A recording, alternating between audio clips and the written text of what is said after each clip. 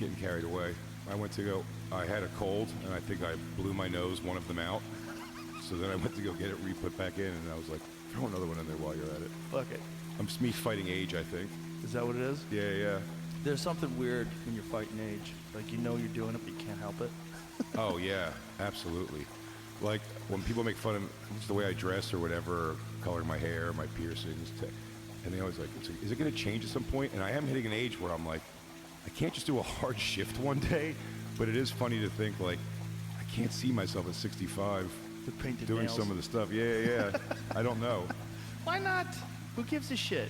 You can, but it's also like, I feel if I saw it, I'd have 1,000,001 jokes about it. Right. But it's still, at the end of the day, you're like, you know, I walk out and go, oh, I forgot my pocket scarf. I got to go back upstairs. I forgot my accoutrements. As long as you're still funny, you can pull it off. But when you're bombing with red hair and 3 nose rings, shit, that's true. It becomes an issue. That is true. As long as you stay funny. That's why I think when I first started, I tried to blend in whatever I was. I started in that black circuit, so like, I had so much FUBU shit on. Oh, there you go. And just like, yeah, jerseys and stuff, so I definitely played it up. The funniest was having a big silver chain with a cross, and I'm Jewish.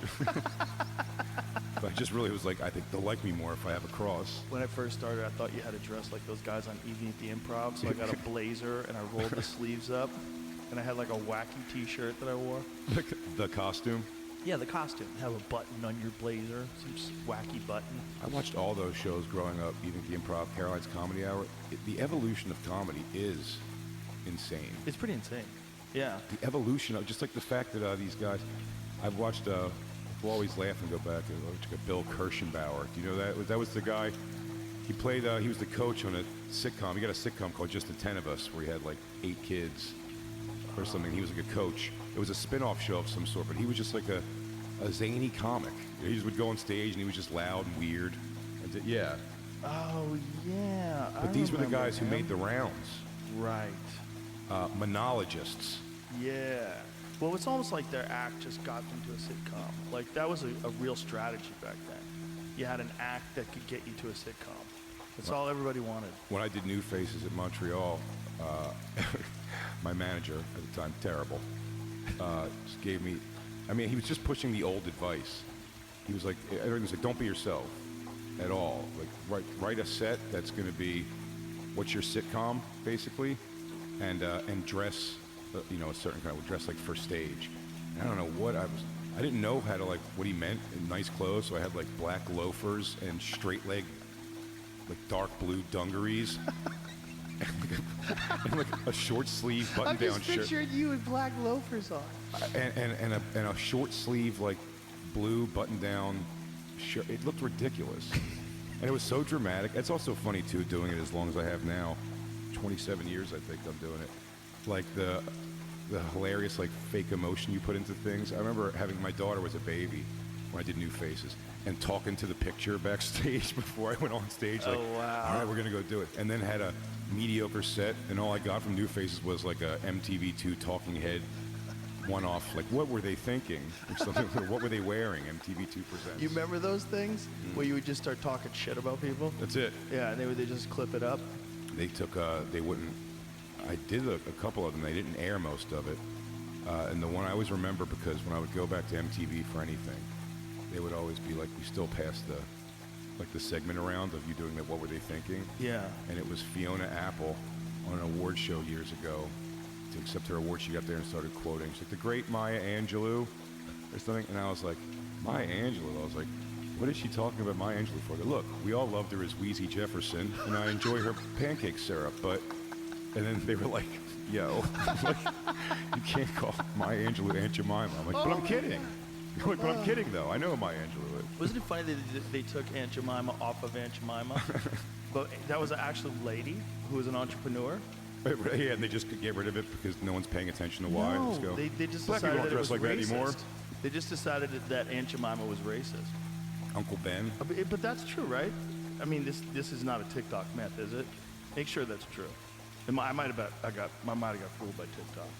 Or I should say Reels, because I'm not really on TikTok. Whether or not Aunt Jemima was a real entrepreneur, I'm pretty sure it's true. I think it's based on a real woman. And I think she just was like an awesome cook and put together some fucking pancake Some shit. great pancakes. Oh, so her name wasn't Jemima? That's the real lady?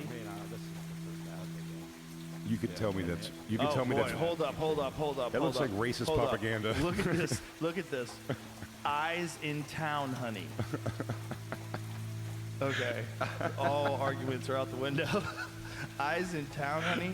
Okay, unless you are an actual black person saying that, you can't write that down. Like, you know that was some fucking egghead advertising executive who put that together. Oh, And then the my poor God. guy at the printing press had to keep double checking. He was like, "Are you sure we're gonna do this?" I, apostrophe S? Okay. Yes, it's how they speak. Oh, I don't know, man. Oh, bro. I don't want to get involved in this. Oh, Damn, that was a crazy picture. I just went to a. that's so crazy. I was looking at an art gallery in Philly recently that had like a Dr. Seuss exhibit at it, and I forgot that Dr. Seuss had all those like crazy racist drawings and stuff. Right. What were they? What were they? It was just like, you know, a hunter, like with like a savage with like Oh, giant that's lips and stuff right. like that. That's right. You know what's like the most crazy racist shit that caught me off guard was R. Crumb. Yeah. You know R. Crumb? The like 70s Yeah. sort of psychedelic comic book guy? He was very popular when I was a kid living in San Francisco, and then when I was an artist. And I was like, I used to love this stuff because I'm like, God, this guy's so weird. And then I saw some of the like the super racist one, and you're like, yo, what the fuck? Like, It really is. The explanation is like, yeah, it's a different time. ugh. He had some just weird shit, man. Like he like riding on giant women. You ever see the documentary they did on him? No, but I know what it is. Yeah. No, I've never seen It's it. very interesting. It's Yeah. like because his brother is super weird and his mother is super weird. And you know, here's this guy like wearing a tie and he's a real pervert and he's like openly a pervert, but like a brilliant artist. That's great. Yeah. Really Art Crumb. fascinating. I've heard of it before. It is amazing though. I went to a musician's house for New Year's Eve when I first moved to New York, so 20-some years ago. And he just invited me and Kurt Metzger, and we went to his apartment, and it was covered in like Sambo paintings, like real. Oh, jeez. But there was like black people at the party. It was just like, yeah, it's art. And I'm like, I don't know if I'd cover my house in something I had to explain every one of them to people. I go, no. Yeah, you have a lot of choices. You could have puppies, flowers. I see it's so funny when someone makes strong decisions if they like change their ways. I used to drive strippers to bachelor parties to be the bouncer with zero skills to handle that whatsoever. I took the job as like fat kid that wanted to see naked girls for free, and I ended up at a bachelor party with two brothers. It was one of the brothers thing, and he was covered in like swastika tattoos and all kinds of crazy shit. And the strippers were not both white, for sure, but there's also black people at this party and stuff like that. And I don't know the explanation these guys have to give, but I talked to one of their black friends and was like, hey, is it weird to ask, but like these guys are all covered in like swastika and racist tattoos. And they were like, oh yeah, they just got caught up in some bullshit when they were teenagers. They're good dudes. Like, wow. And they're still wearing short sleeve shirts, huh? That seems strange. Like, you think these guys would be in like wearing Terrell Owens bodysuits, like to cover that up? It's like one of the arguments why you shouldn't be able to get a tattoo until you're 25. Like Is that when the brain's fully formed? Yeah, when you're a boy, your brain's. Women mature younger, but when you're a boy, your brain is fully formed at 25. And you're able to make solid decisions. What decisions do girls make for tattoos that are that great? Though? Very few swastikas. Very few swastikas. Like, what are the probably. numbers of swastikas on girls versus on dudes? Like, if we could Google that, please. What percentage? Like, what I percentage? think it's just that one girl, the character that Fairuza Balk played in American History X. I just read a thing recently. This made me laugh so hard. You know this movie, American History X? Yes, I remember that movie. That movie was crazy. Great movie. Crazy movie. Ending is such a question mark on it. Right.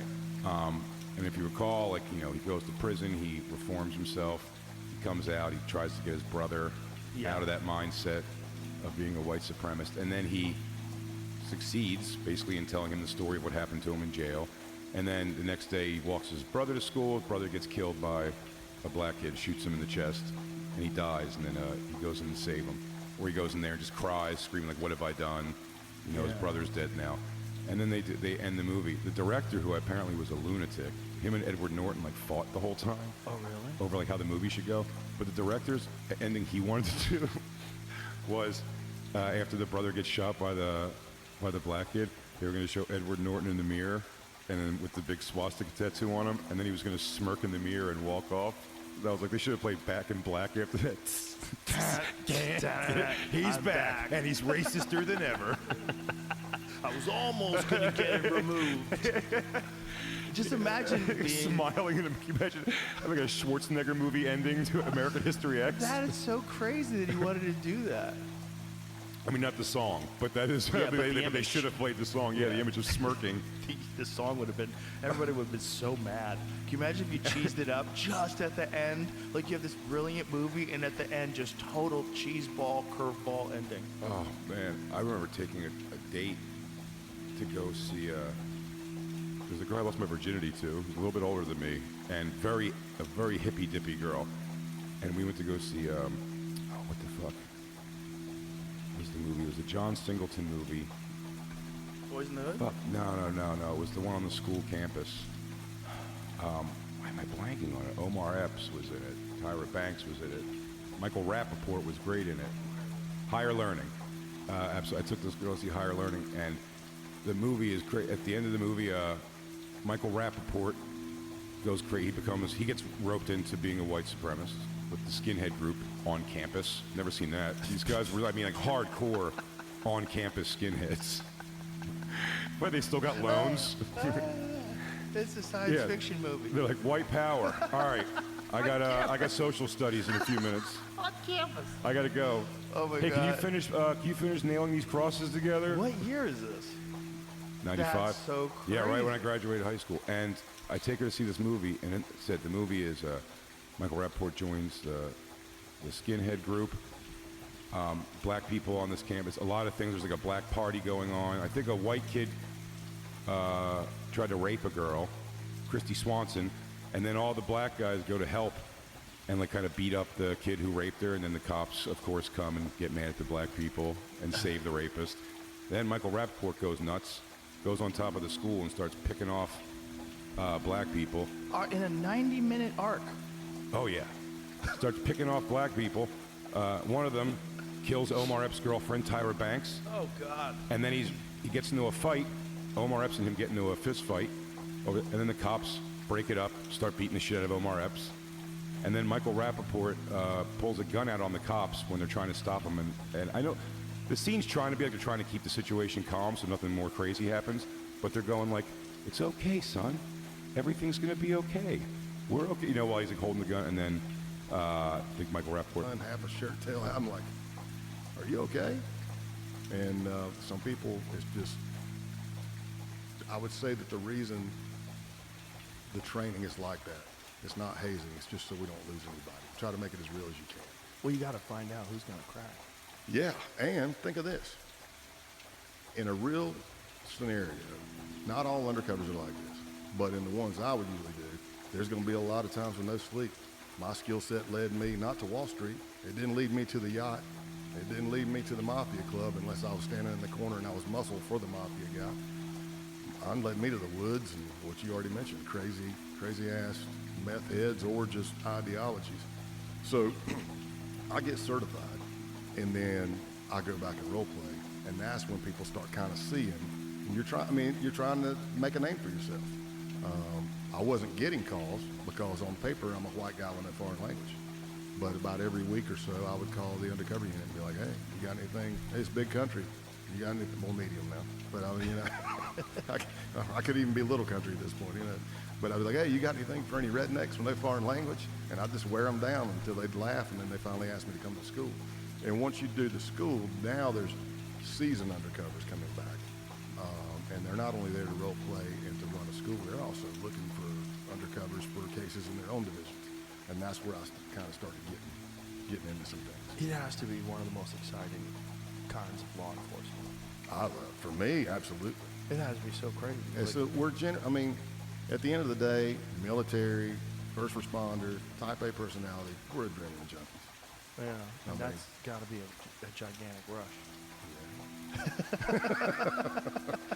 they're on to us. I've talked to a few guys that have done that kind of work, and they always speak of it with sort of fond memories of how crazy it is. It's weird. It's like it's a very particular type of person that would want to put themselves in that highly stressful, adrenaline-charged situation where, you know, any mistake, and they find out who you really are, you're dead. Could be. Yeah. Yeah. Now you make me second guess my career. Seems like it worked out. I'm gonna call it's Cash now. I'll call Cash. Hey, you think I could come back in? What was the first one that you got, the first assignment that you got where like, oh boy, this is big leagues? That was the Outlaws case. I'd already done some undercovers, again, in the FBI. I'd done several street level things, or numerous, whatever, at the state level. But I was doing a couple of cases in the FBI, and they were smaller. You know, maybe it was supposed to be interstate transportation of stolen goods, and it turned into a public corruption case. But when I landed the Outlaws case, that was my first big, and probably one of the biggest I did. So how does that go? How did that start? I'm not a smart man, so that's how it started. Why do you do this, Scott? I'm not smart. I am stupid. I'm a glutton for punishment, and my last name's Payne. You know, in that case, they'll do canvases. A lot of times, so I was an undercover coordinator. Every division has an undercover coordinator, so you are the front line on all things covert, and you're the liaison between headquarters and that field office. So if I had a case come up, I may already know you or whoever and be like, hey, I'll just put a text out to you. You interested? Or we may just send out a canvas, and then a canvas comes from headquarters and goes to every undercover coordinator. And if it gets to the point to where no certified undercovers have responded, then they'll do like a bureau-wide canvas and see what we can get. I can't remember exactly. If somebody called me on that one, I'm pretty sure. I don't remember that Outlaws being a canvas, but it possibly could have been. Well, you fit the bill. Well, yeah. You look like an outlaw by It depends on / Viking, whatever. Yeah. Yeah. Well, it depends. See, that's what a lot of people, I'll get off on a tangent, but so, throughout my career, my mentors, my peers, people I've been blessed to mentor, some people come up in the office, very good friends, unbelievable agents. I mean, brainiacs, awesome. They'll be like, man, I could never do what you do. My beard would be down to here, whatever, tatted up. And I'm like, well, don't do me. What's your background? And they're like, well, I was an accountant.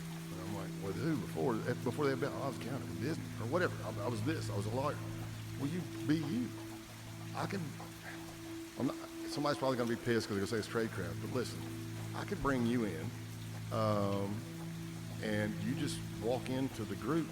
I'm the primary. I've already laid all this stuff out. It's a chess game. We're always trying to stay 4 or 5 moves ahead, or master of puppets. I'm just trying to connect with people and work the scene. But you come in and you dress as an accountant and you talk like an accountant, and then you walk out. You're you. It's real. Right. So there's roles for all sorts of different types of personalities and life skills. Yeah, and I'm like, you might see something where they say, I need a person this tall that speaks this language, that does this and knows this, but what are you trying to do? Essentially, the FBI works everything. And if we have predication or predicated target, or there's information coming in about somebody doing something nefarious, if we want to do an undercover, how do I get close to you? I mean, what do you find attractive? Usually it's money in the criminal world. It's green, right? You can see the Mexican mafia working with the Aryan Brotherhood of Texas. They hate each other, but they love green. And one needs guns and one needs dope, and it all in the criminal world. But for that case, I went up, I got interviewed by, of course, the FBI. There were task forces there, DEA was there, ATF was there, and they had been working this case for a while. And generally, this is the way it would work for me on these long-term type undercovers. The case team's been working this for a long time, a year plus. They've been building intelligence. Now, they've got some evidence already, maybe a seizure of dope here, report of a carjacking here, but to get that airtight case and to find out what's really going on, now they're at the point where they can use the investigative technique, which is undercover. And we came up with a plan, and I went in cold. I tried to bump them, as we say, cold bump. But I went into a bar that they frequented. I went there when they weren't there, It was a strip club. I used to bounce at strip clubs. In the book, I make a joke because I call them a gentleman's club, but then I say that's an oxymoron because I'm like, everyone I've been in, there's not a lot of gentlemen in there, and that includes me back in the whatever days they were. But I knew how they worked. So I went in there and I just started hanging out. And of course, this accent in Boston, Massachusetts, I'm getting noticed as soon as I start talking. Right. Where the hell are you from? And I kind of worked that and started working the bar, doing what I do. Not everybody has their own way. And let me say this, since it's at the beginning, listen, for me, I want people to know it comes from a humble spot. There are men and women out there that have done way more undercovers than me. They have been through more harrowing things than me. I already said, I've got mentors, I've got peers, I've got people I've been blessed to mentor. Some of them don't want to talk. Some of them haven't had the opportunity. So just know it's coming from a love kind of place. Got it. So when you say you work in the bar, what do you mean? Just like making friends with people there? What I did last night here in Austin. Same thing. Is it like old habits die hard? Yeah, I just walk out like, hey man, how's it going? Yeah, It's like catch and release. You're like pretending. Yeah, it's still working your gap. Yeah. That's interesting. So you're always working your skill set, even though you're not on the job anymore. Yeah, I know. Right. I love connecting with people. I don't care whether you're smart, stupid, big, skinny, fat, any ethnicity, doesn't matter. And that's one thing I do miss about the job. I miss getting called out at 2 in the morning for the craziest of the crazies. And really? You show up to do an interview, and essentially I befriend you, and you either confess or we find out you really weren't doing anything. I do remember one night, this wasn't undercover, but they called me because towards the end of my career I was doing nothing but mainly domestic terrorism. And they called me, they go, we got one down here, he's a white supremacist, he's assaulted a cop, this, that, and the other. Well, I get down there, it's like 3, 4 in the morning now. I do my spiel. I'm not screaming at the guy, man, you need something to drink. Here, man, you look cold, here's a Coke. So tell me about what happened. I'm not here for this other stuff, and I start talking. Well, somewhere in there, I'm like, okay, this guy's not a white supremacist, he's a sovereign citizen. And he's just anti-government. Pro-sheriff, elected, but anti-government. Sovereign citizens, I really can't stand to deal with them.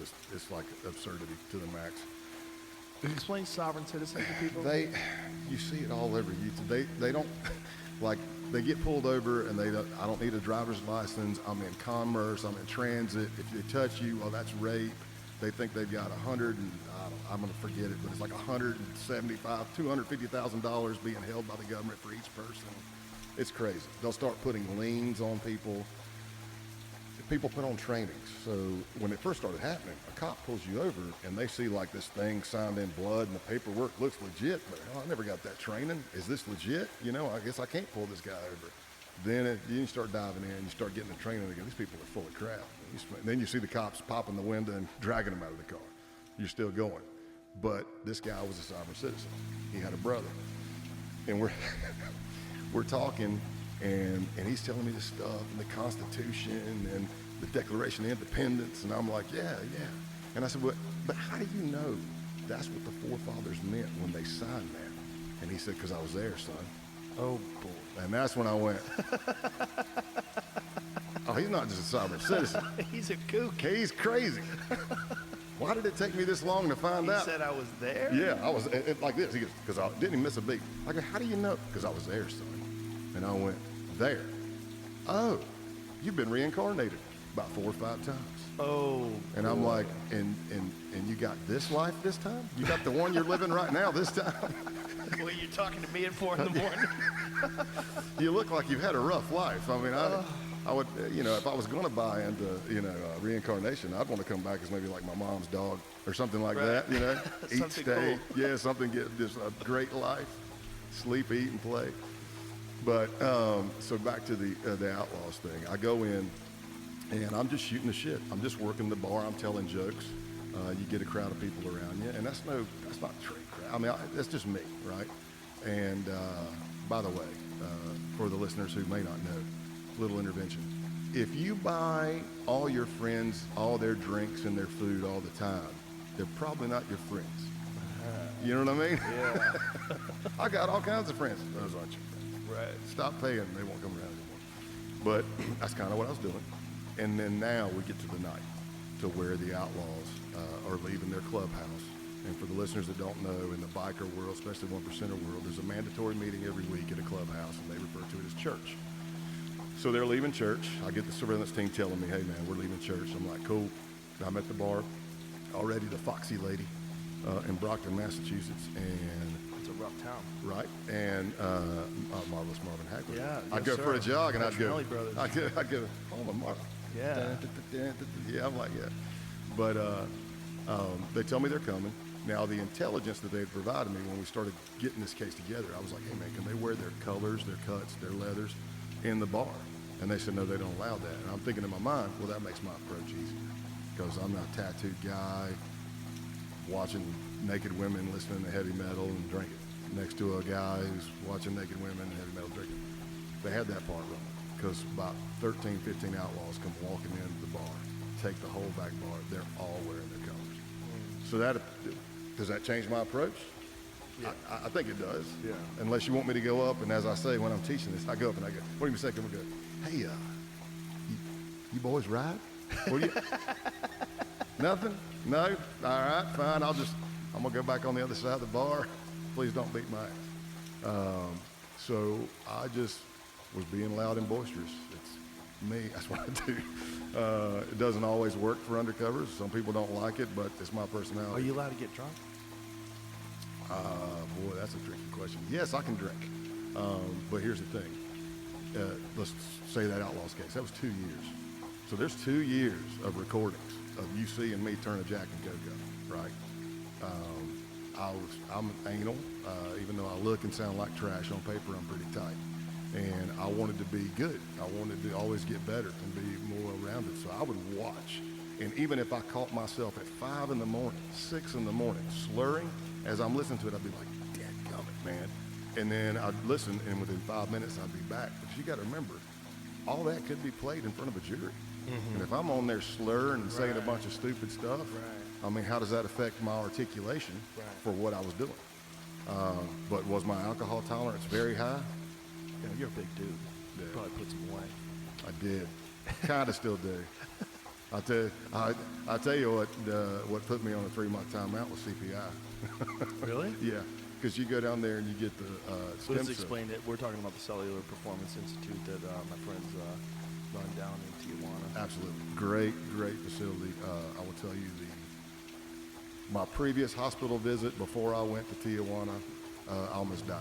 I had a hip replacement and it got sepsis. I got sepsis and I almost died. So 14 days after my total hip replacement, quickest surgery I've ever had, about 30 minutes, chop the femur off, drill it, pop. They're walking you out, you're still very high on all your, they're like, if you can walk, you can go home. And I'm like, I can't walk. But apparently something happened. It got infected. So 14 days later, I had sepsis, and they got it under control, and they went back in and cleaned me all out. I had 2 hip surgeries in 14 days. But fast. So now I'm going to Tijuana, knowing what I know about working the border, knowing even though I'm friends with Ed and Scotty, the owners, and I'm like, man, now I'm going by myself. Best hospital stay I've ever had.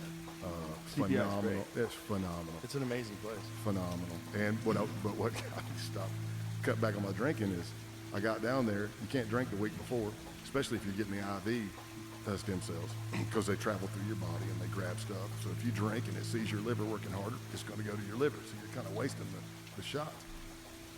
I knew I couldn't drink the week before. I got there, and they go, yeah, you can't drink for 3 more months. And I went, 3 months? And they're like, I said, they ain't nobody told me that. And I was like, and I immediately went, nah, I need to cut back anyway. That's fine, you know. But yeah, tolerance was high for But them. you have to be drinking with these folks when you're hanging out with them. You don't have to. But this will go back to an explanation of the undercover school. If you're going to drink, we want you to drink in a controlled environment when you're tired, because we want you to see how you feel. We also want to see how you behave when you're extremely tired and you're plastered, right?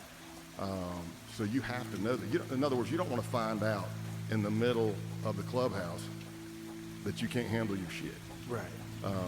So yeah, you can drink, but you're being recorded.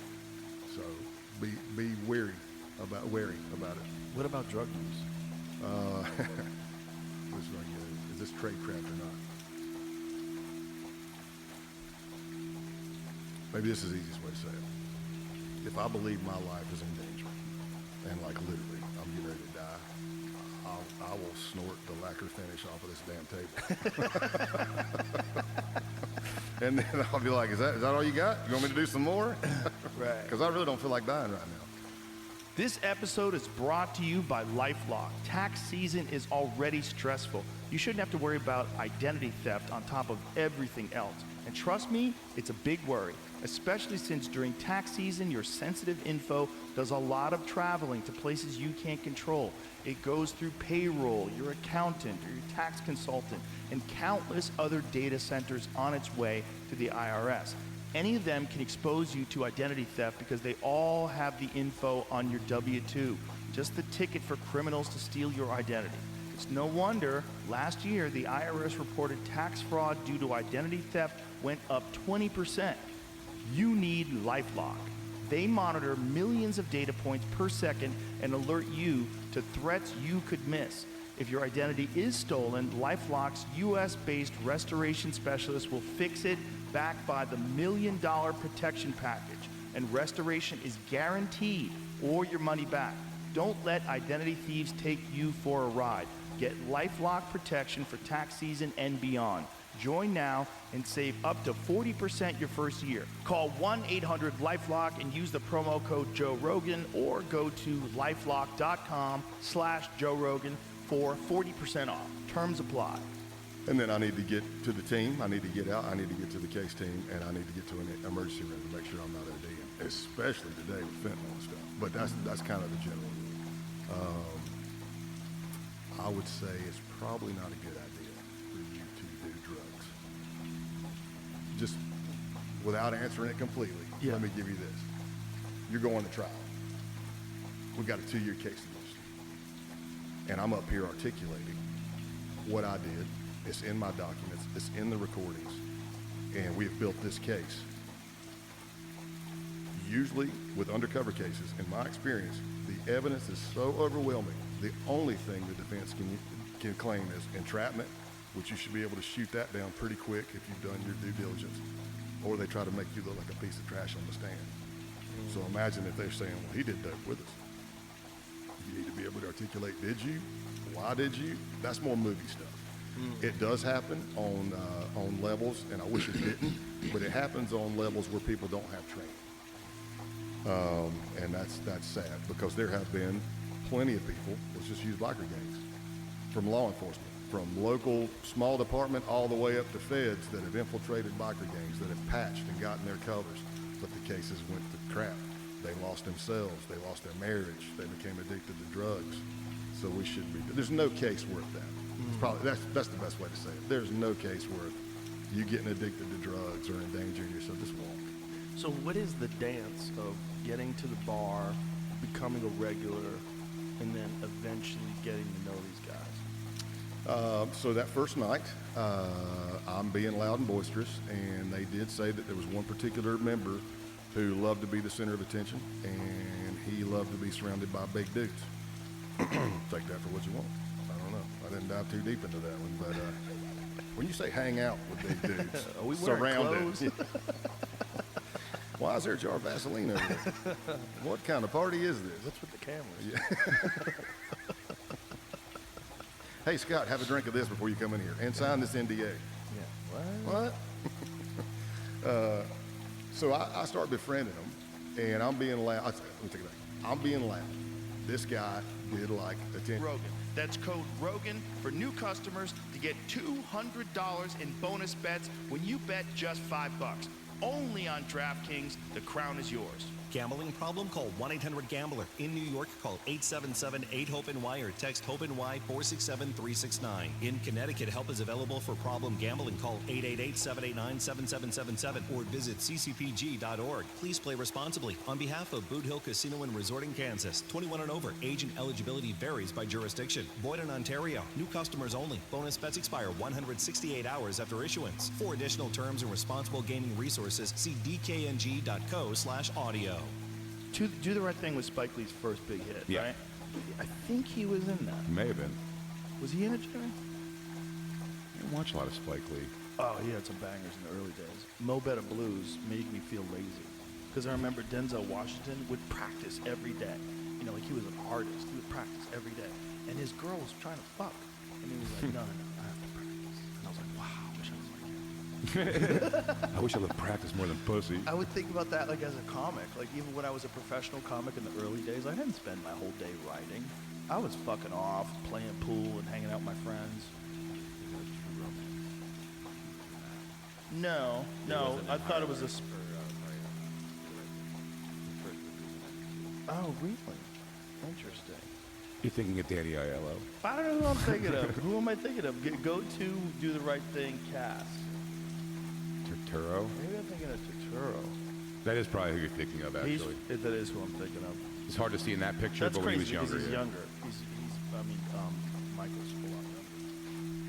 But Zebrahead, yeah, he was like his whole thing. He's like a hip hop guy. That's right. So it's so funny that he plays this like major role as like a white fucking white supremacist. You gotta take what you can get, you know? It's acting, bro. It you is think Robert acting. De Niro really was a psycho in Taxi Driver? No, No? maybe. Go watch that movie. Woo. You know, it's funny. The building I lived in New York on 57th Street is the old taxi depot that they shot Taxi Driver in. Really? And they keep downstairs, like where the gym and stuff is, they have the sign still. They keep the sign, the original signs for the parking lot. That was a good movie. That was a if Robert De Niro just never gave a political speech, I would think about it that way. You can't make a movie like that with a budget anymore. Well, you can't make Every a movie with balls, it has to be an indie flick. 100%. Yeah. Or you have to be some beyond reproach director that they just let do whatever they want. Like a Tarantino. Like there's Yeah. no way Once Upon a Time in Hollywood went through some sort of an executive focus group. Yeah. There's no fucking way. He's killing women, smashing their head on a mantle. Spoiler alert. I mean, dogs are eating dicks. What a you know? brilliant ending though. Oh, that movie's great. It's so good. It's so good. I love that movie. I don't know if I've seen that final scene where they flip history. I've never had an audience in a movie theater like communally laugh like that since the Jackass movies. Right, Like right. Jackass 2. It was a cheering moment too. That was a fucking great movie. He's got all bangers. He's the only guy that I could say as a man. There's a few others you probably could put in that argument that have zero movies where I'm like, Oh, that have no, like everything's good? Tarantino. There's not one that I can think of that I wasn't love David fucking Lynch, but he's awesome. made some crap. I liked a movie that you have to try to figure out, but when you can't figure it out and other people can't figure it out, you're like, this is just a hunk of shit then. Right. You can't be so artistic that nothing makes sense. James Cameron's done some fucking bangers. Do you watch, like, I've gone through on the road and watched, like, the 25 most disturbing movies of all time? No, I don't like being disturbed that much. Do you? Yeah, I think so. I mean, I just kind of see where, like, how far people will go in a movie. There's some, I mean, Serbian film's the most notorious. Yeah, there's some fucking psycho movies. Like, who's that one, that evil clown that kills everybody and doesn't talk?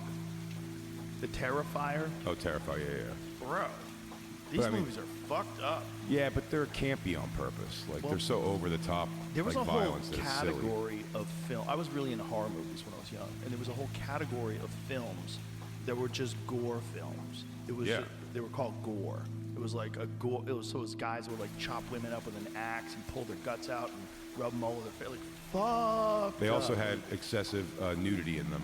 Oh. Those were the horror boxes at the video store that were bigger than everything else. Like those, like I Spit on Your Grave, movies Right, like that, right, where the right. box was way bigger, so you really had to walk up like a piece of shit. I'm gonna watch this rape revenge movie with my other teenage friends. Thank you. Nothing like a good slasher rape revenge movie.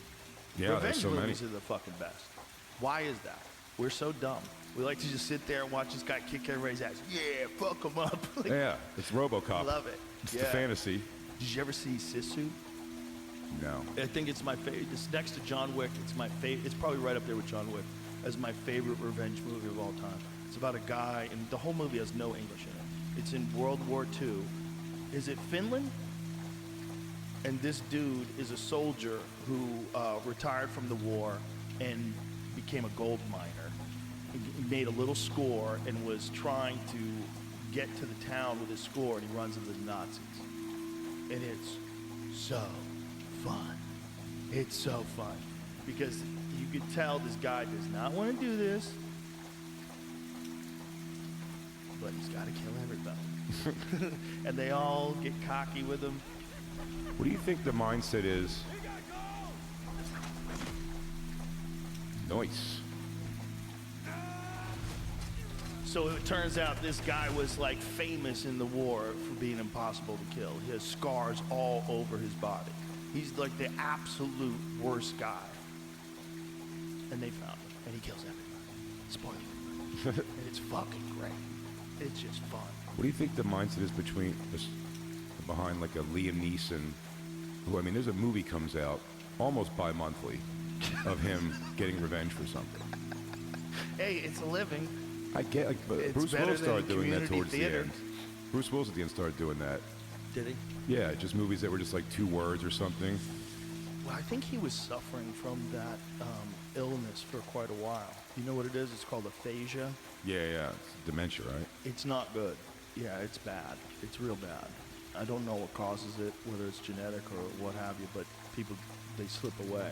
And he might have, towards the end. I mean, he just goes, this Yeah, guy. he's got a lot of them. They're all him with a gun. Like, it's all him with a gun. And here's the thing, that him with a gun shit started later in his life. Yeah, That's what's crazy. He became like a guy who fucks people up in his 60s. yeah. He was Like, how Oscar old is Schindler. he now? How old is he now? He's 72 and he's fucking people up in movies. Oscar Schindler. Schindler's List. Bro, when you're 72, it's hard to get out of bed. You're like, oh. When I saw Schindler's List, it made me think of, now I give the prices of everything and amount of Jews I could have saved. Like, how much is this TV? About 12 Jews? It's, what was that you just pulled up, Jamie? You were showing me? They are? With Liam Neeson? Yeah, I don't know. Well, They're But remaking there's it. a few movies that people have gotten a few AI things past where everyone takes it real. Like I've seen oh, right, I've seen I that. believe those every day. Yeah, I saw Keanu Reeves as Dracula, and I was like, really? God, they stopped me right in. I'm like, Keanu Reeves is going to be Dracula now? That's crazy, because he was in the Dracula movie back in the day, and he was Dracula's girlfriend's boyfriend. They always get me with like a Rob Zombie's remaking something you love. They're Rob always Zombie's listening. cool. Have you had him on? Yeah, he was a cool guy to talk to. I toured with him. I've met him a handful of times. He's good friends with Tom Papa. We've been introduced in that regard. And whenever I see him, it's the blank of like, nope. I went on stage right before him the entire tour, and he has no recollection. One time, this is a great story. We had tickets to go, or passes to go see Rob Zombie's. It was the original Halloween remake he did. Oh, yeah. And comedian Julian McCullough had these passes, 4 of us. It was going to be me, Nate Bargatze, I'm trying to remember, Dave Smith. Yeah, it was Dave Smith and Julian McCullough. And I'd auditioned for a TV show the morning of that, and it was the first audition I ever did that it went really well, and I got it. I got the part. It was the show was on for 2 years called Z-Rock. But they go, this is how much acting is not my passion, or stuff like that. They go, we need you to come back in at like 4 for a table read we're gonna do.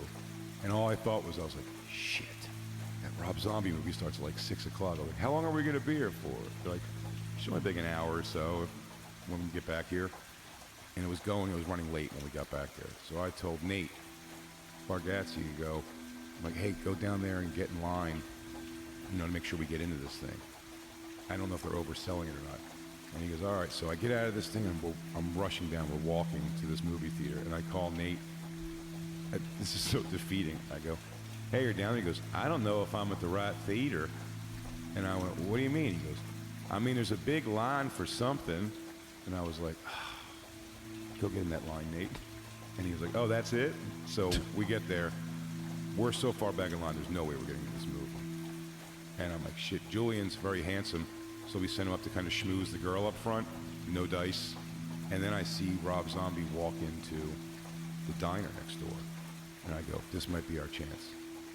We just are loosely connected, and, maybe I can get him to remember. And we go in there. It's my best interaction with him ever. I go up, I go, hey, Rob. I go, Jay Okerson. I go, we met through Tom Papa before. And blah, blah. He's like, oh, yeah. And he shoots the shit with us for like 5 minutes. And then I go, well, anyway, man, I'm really excited for the movie. I hope we get in. You know, we're like super far back in line. He goes, you'll be fine. Just and then we did not get in. Rode a hot subway home together, staring at Nate. Oh no, you'll be fine. Yeah, he goes, Yikes. nah, you'll be fine. You'll be fine, as I'm not gonna help you. Yeah, it really wasn't a flat out. He goes, this has been great, but leave me alone now. The thing about it though is like, does he save tickets? Like, does he have a block of tickets saved?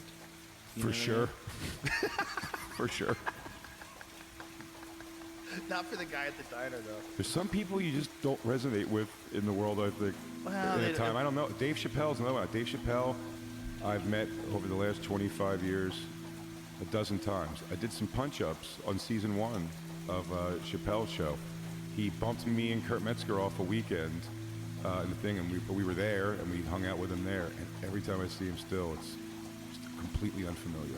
Chris Rock, same thing. I do not make an impression with these people. That's so weird. I also shut down around celebrity. Oh, maybe that's it. Maybe So I can't inject my personality out of the gates in a situation where I'm like intimidated by like some. I'm like where I go, not intimidated, but I go, man, I really want them to like me.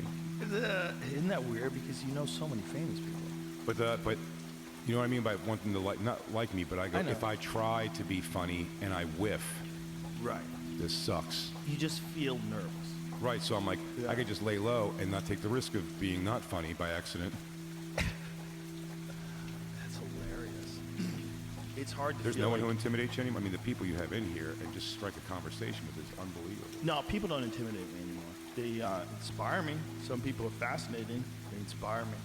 Every time I have like a big guest coming in that I don't know on me and Bobby Kelly on the radio show, and someone's coming in, I get like, when they're like, all right, we're going to go get them now. I'm always like, wait, all right, wait, okay, go get them. Because I'm like, shit, what do we even start with? I used to be like that on Opie and Anthony. Yeah. Yeah, when I go on Opie and Anthony and like they'd have famous guests there, I'd be like, holy shit, you know, that's this guy. Holy shit, that's that guy. Yeah, That's yeah. weird. The You first know? time I went there, I got bumped back to the couch for Ace Frehley. So Ace part of you is Frehley? like, this sucks, but wow, that's Ace fucking Frehley. I met Ace Frehley when I was a little kid. Really? Yeah, my uncle was an artist, and he was working for this advertising agency in New York City where they made album covers. So they made album covers for Kiss. So Oh, my nice. uncle was one of the artists that made the album covers for a lot of the Kiss albums. No shit. Yeah, so I was in his office hanging out with him during the day. I was probably 8 or something like that. I was fucking young, man. And maybe I was a little older than that. I can't remember. It's hard to remember. But I was a little kid. It was pre-high school. And this guy walks in with like, you know, long hair, looks weird. Just like a weird dude. And he made some like weird noise, like, it was real strange. And then everybody goes, hey Ace, hey Ace. And I was like, what? Like that's Ace Frehley with no makeup on? Like this is crazy. You And look old. And he signed a napkin for me. Do you have it? Yeah, well, no, I don't think I have it anymore. My mom might have it. I'll ask her. I doubt it. It got lost somewhere. But it was the craziest thing. I was like, wow, that's the famous guy with no makeup. Because everywhere they went, people, paparazzi were always trying to catch them. You know, like Gene Simmons would wear like a bandit's mask. Yeah. And they were always trying to catch him without their makeup on. Has a celebrity ever let you down? Like when you met them? Not really. No? Honestly, no. No, there's not like, no. I've always worried about that. Like Marilyn Manson was always somebody I wanted to meet. And then when he went through all this shit, did not want to meet. So I was gotta- like, stay away. But then I want to like, I very much would like him. I think he's such an interesting character. But like, I'm like, I'm such a fan since I was a kid that I'm like, this can only let me down somehow. I met him. He's very interesting. He's an artist. Yeah. Yeah, he's a, you know, if you think of some of the songs he's made, like Beautiful People, you don't make that unless you're out of your fucking mind. Like that's part No. of that's part of the package. Oh, you yeah. want brilliant, fucking wild music, you got to get a dude who's out of his fucking mind. Do you have any theories on why people can't, like classic, amazing bands can't make a classic again? Comedians can still write their best joke, Right. and it will be accepted. Everyone's looking for that. What's the new thing? But like, if Guns N' Roses got everybody back together again and sat in a room for 3 months, they can't make Welcome to the Jungle again. They're not the same guys. You know, that's part of the problem. And then also part of the problem is I went to see Guns N' Roses in Athens. I saw them in Greece. It was just a total coincidence. I was there with my family, and I ran into Axl Rose at a restaurant. This is more recent? Real recent. Oh, okay. Last summer, or yeah, like last summer, summer before last, I guess. And you know, it's one of those weird moments. Like, God, it was my. You know what I mean? Like, I'm gonna go say hi. I'm gonna be a dick. And this is after my friend tried to say hi to him, and he got shooed away. So I went over to his table, and he was like, "Oh, hey, man, what's up?" I'm like, "Phew." I go, "Really nice to meet you. I'm a huge fan." This thing, because we're doing a concert here tomorrow night. You want to see him? I'm like, "Fuck yeah!" And so my whole family went to see Guns N' Roses. We were backstage watch. It was amazing. 3-hour performance. These guys are in their 60s. Yeah, yeah. They're fucking rocking hard. I saw him on the new tour. 3 hours. But the thing is, they have so many hits.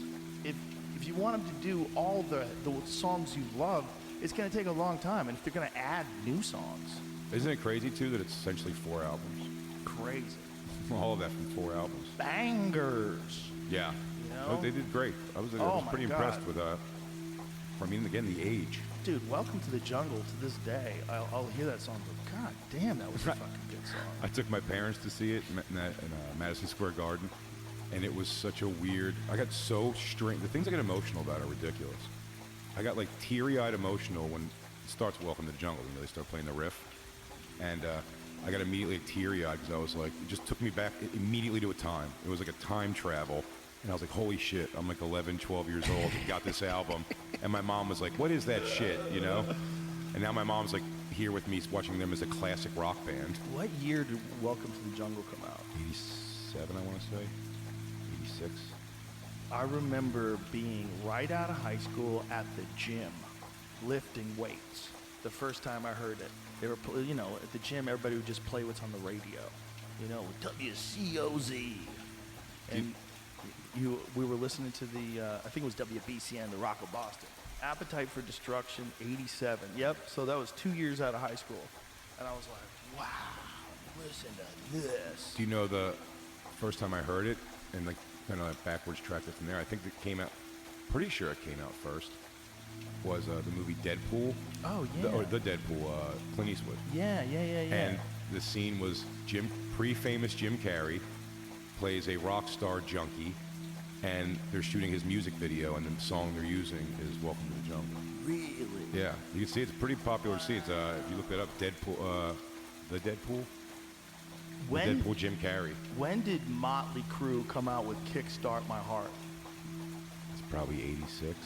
That was my favorite workout song of all time. Look at that. Jim Carrey. That's Jim Carrey. Isn't it funny? Even though he's not being funny at all, he's still. It's like his movements are so Jim Yeah. Carrey.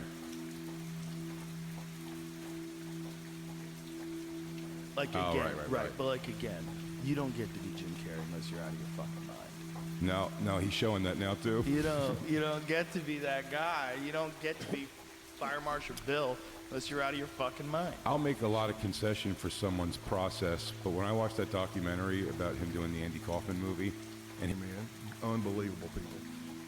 And we ended up doing what some refer to as a drug protection. There was going to be a drug shipment coming in, and my crew was going to be delivering it to another crew, and we needed protection.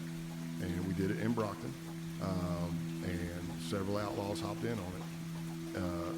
The issue was this, at least one of the big issues. Pretty much that case, I had a great time. Yes, it's violent, and my mentality was changing.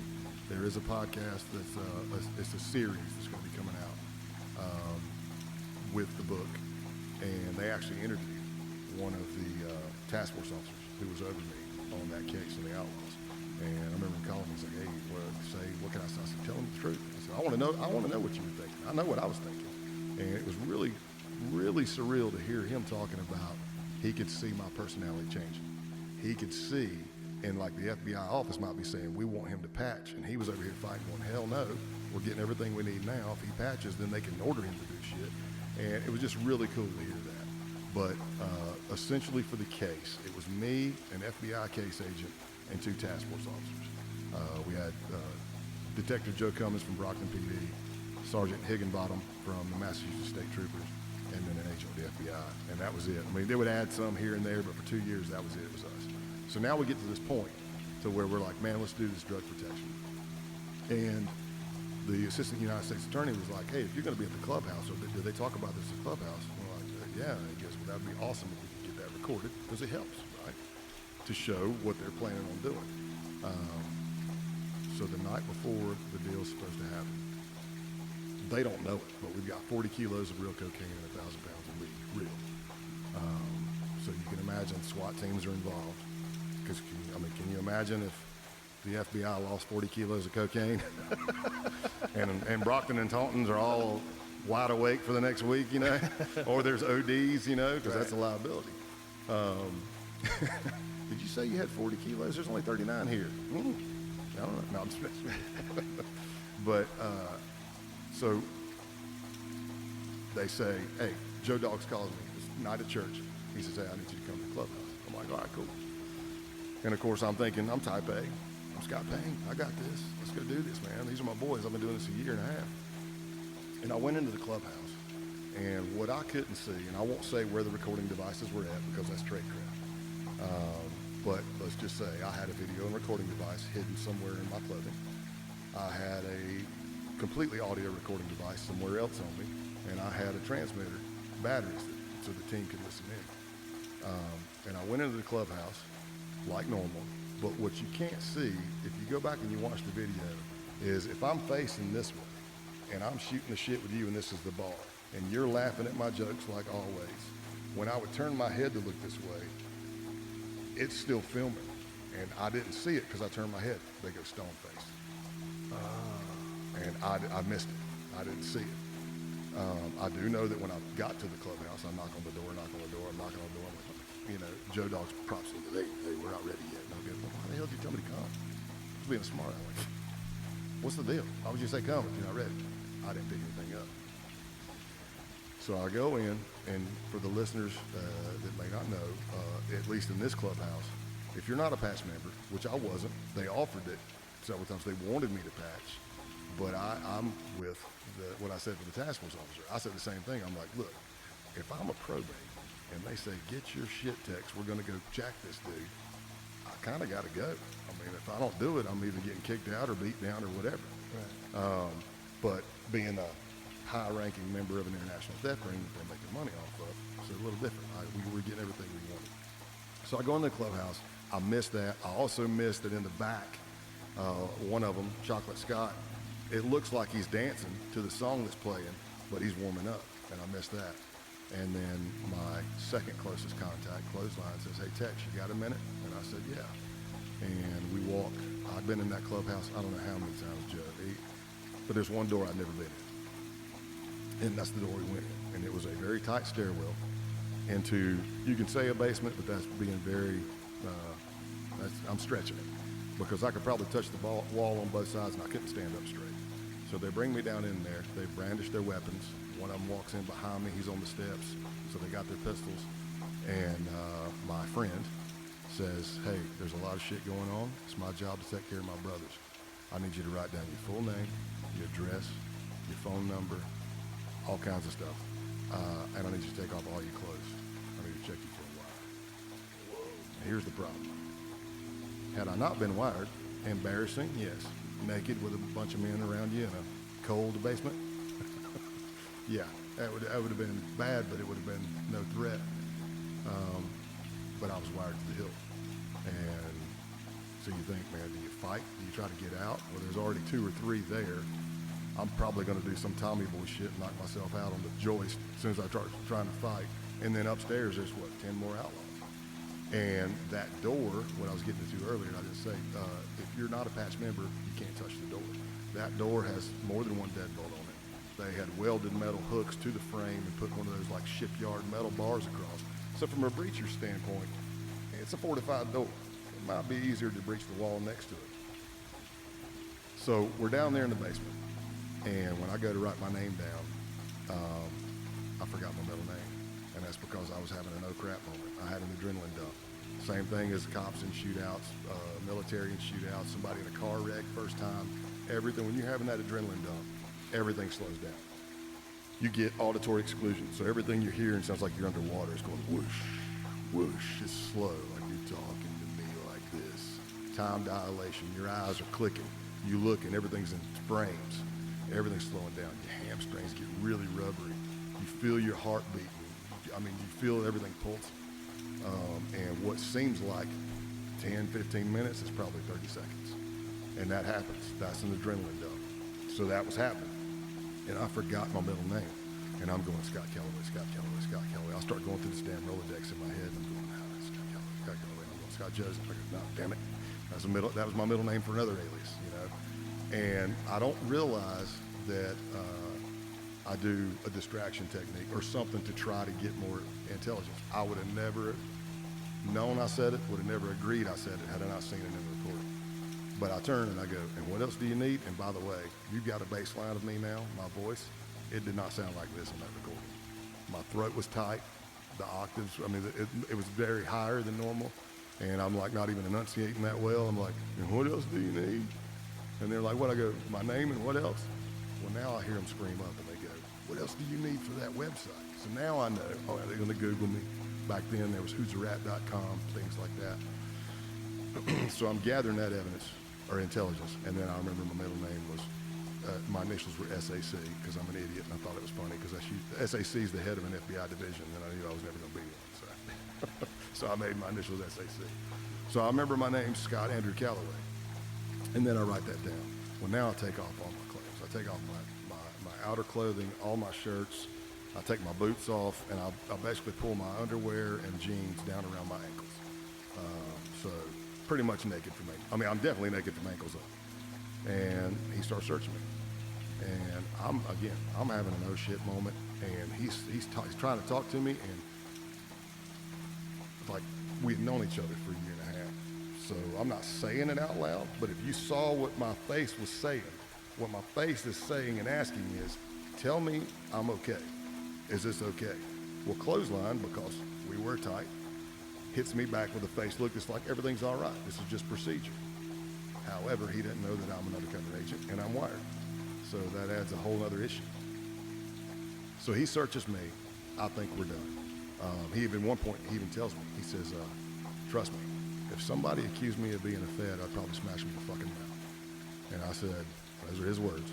And I immediately said, well, I'm not happy. I'll tell you what I did do. I did look to make sure there was no plastic on the floor.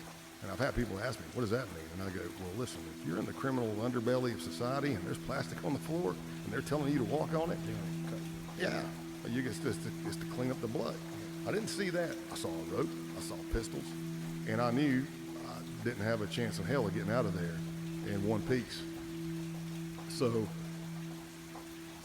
he finishes, and he's saying something. He goes, wouldn't you be suspect if somebody comes to your town and starts doing all this shit with you? I said, yeah, if you came to me. I didn't come to you guys. Y'all called me over. Nobody has to do this shit. I'm like, what do we, nobody has to do anything, right? And I think we're done. So I pull my pants back up, and I think we're done, and he grabs a piece of clothing of mine, and he starts kneading it and going through it. Now, this is 2005 to 2007-ish, so technology today is way better than it was then, just like technology is, but let's just say this. Had he done this down my entire piece of clothing, he would have felt something. And he says, as a joke, when he starts, he goes, hey, I'm not going to find anything in here I don't want to, like some naked pictures of my old lady. And he laughs, and his laugh is like, and my laugh is like,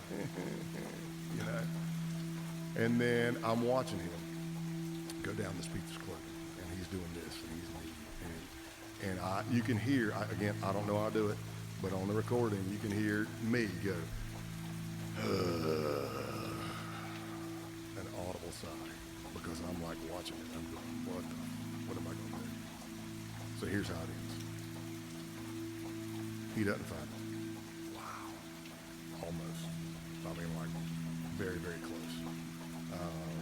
And by the way, that first adrenaline dump, I've come back up, and now I've got another adrenaline dump. And now I've come in, I'm like, son of a, peaks and valleys. And everybody that I've taught this to or spoke about it to always ask, they're like, man, what would you have said? And I'll tell you, I had two responses. Because I'm a jovial idiot, my first response, if he would have said, what is this? I would have probably said, I don't know, some naked pictures of the old lady to try to buy myself some time, maybe make him quit searching. The only other thing I had, Joe, is, and I remember it like it was yesterday, I would have said, the gig is up. I'm an undercover FBI agent, and I can walk out of here and we can see each other in court, or all hell's going to break loose. Here's the issue, because I get a squeak. That would have been a bluff on my part, because as far as I knew, every time I was in that clubhouse, my cover team could never hear me. For whatever reasons. Because somebody's going to say it's tradecraft, but again, this is 2005 to 2008, but they could never really hear me in that clubhouse. And I make it out. I end up going out with Scott Town and Joe Dogs that night. But what happens is I am legitimately pissed off, because now my adrenaline's coming back down, and I'm taking it personal. I shouldn't. I'm undercover as an FBI agent. I'm not really Scott Calloway. I'm kind of. But you're so deep in the role. Well, and it's really me, kind of. I mean, that's the whole thing. I never was far off of who I really am in life. Right. A pedophile? Yeah. You hire me to kill somebody? No, I'm not going to ingratiate with you. I'm a stone cold killer. But I'm hanging with you for 2 years or a year and a half or whatever. Yeah, the jokes are kind of the same. Right. So I'm pissed. And at one point, I'm telling Joe Dogs, I'm like, you know what, man? F all you so. I said, y'all show up tomorrow? I said, I'm stripping all y'all in the damn parking lot. You know, and they were nice. They let me vent my stuff. Well, that night, when I went to turn in my equipment at an undisclosed location, probably 3, 4, or 5 in the morning, to the case team, what I found out was this. The shift started with Sergeant Higginbottom, everybody called him Higgy, and Joe, the detective. These guys are awesome, phenomenal law enforcement officers. Although I think their love language is yelling. Maybe that's my southern thing mixing with the northeast thing, but they told me, they said, Scott, we heard you in there. And I'm like, what?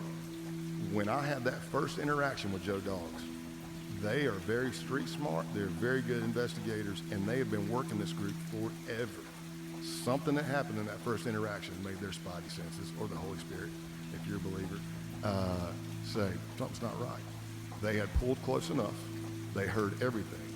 They put on their vest, they suited up, and because they'd been in that clubhouse before and knew that door system, their plan was to drive the van into the cinder block wall next to the door. Oh my God. Just to smash that, you know. Sometimes I'm teaching this, I'll joke about it and say, it probably would have killed me because I was in the basement, you know. Reverse, back up. You're so damn heavy. But at that moment, I was scared to death, right? So they tell me what happened was they pulled close enough, they heard everything. They're suiting up. They have radioed now, because it's kind of the beginning of the shift. They've radioed now back to Boston. Everybody that's working that night is now blue lights and siren all the way down to hauling ass to Taunton, Massachusetts. So I say this in a jovial way, but the case agent was actually a good friend of mine. We went through the FBI Academy together. And that night, again, I'm still shell-shocked. He says, man, when I was coming down the highway, my blue lights and sirens on, I felt like I was in there with you. And I looked at him and I said, you weren't. I said, because I was looking for any friendly face I could find in that damn hole. But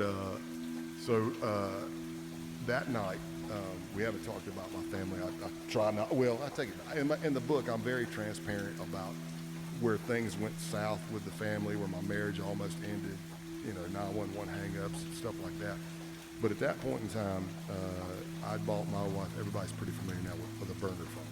But I bought my wife a phone that came back to nothing, so my undercover phone could call that phone, not violate any operational security. That night, Joe, when I called her, I'd always call her every night. And again, 5, 7 in the morning, didn't matter.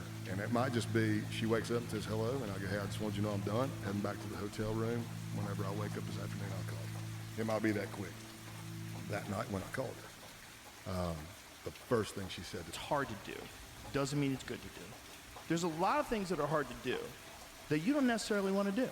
I don't want to climb Mount Everest. It's hard to do. Yeah. But doesn't mean it's good to do. It might be good to do for you because you need to prove to yourself you can do this extremely difficult thing. But people are dead. There's a bunch of dead bodies up there. That's not a good thing to do. Yeah. To me, in my opinion. There's a lot of stuff like that in life. And just because you can do things, I'll show everybody that I work harder than everybody else. Like, maybe you shouldn't.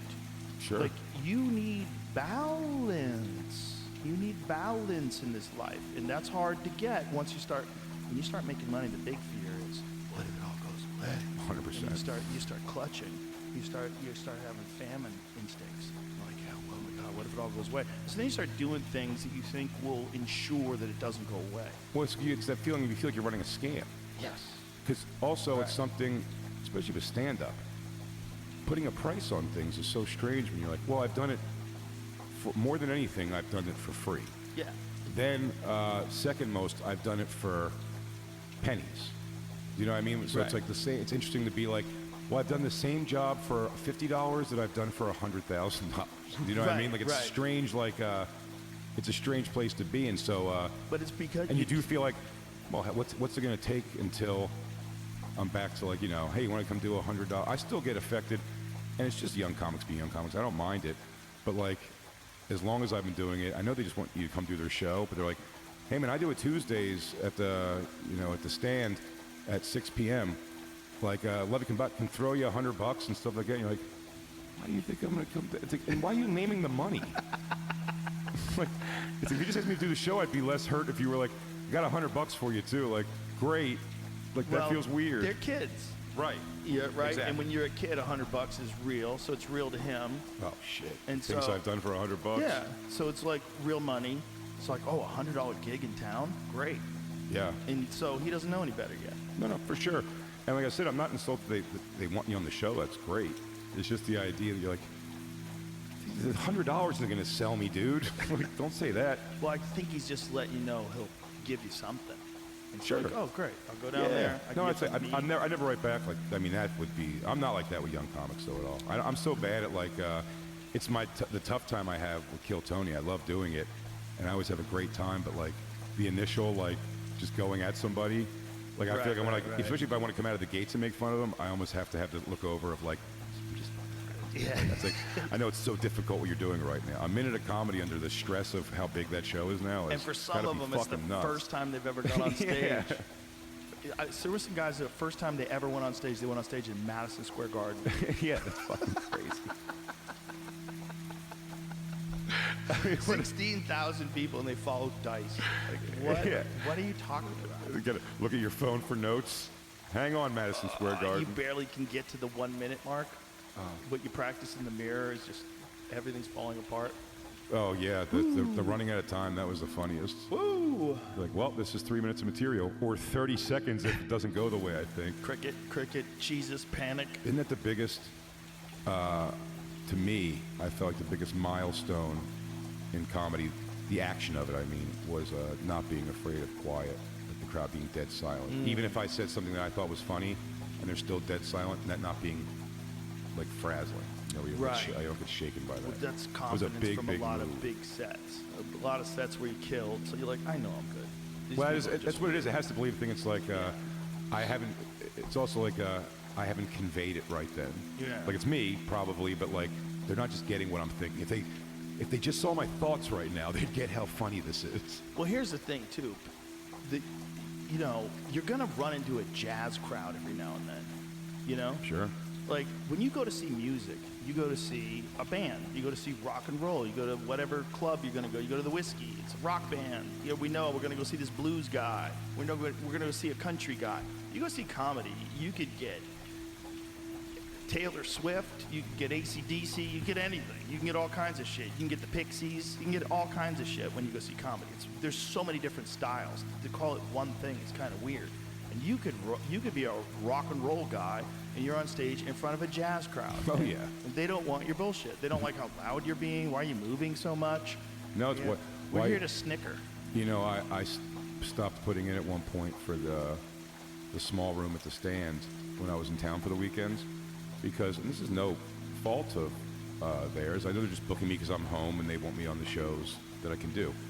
But they would put those shows. They would book the TikTok like celebrity girls, like girl comics that were like Okay. brand new in comedy, but drew the audience. And they're also young enough in comedy that they're posting their spots. Oh my god. Do you know what I mean? Like, Right, if they're you not want to see my practicing. schedule is like Yeah.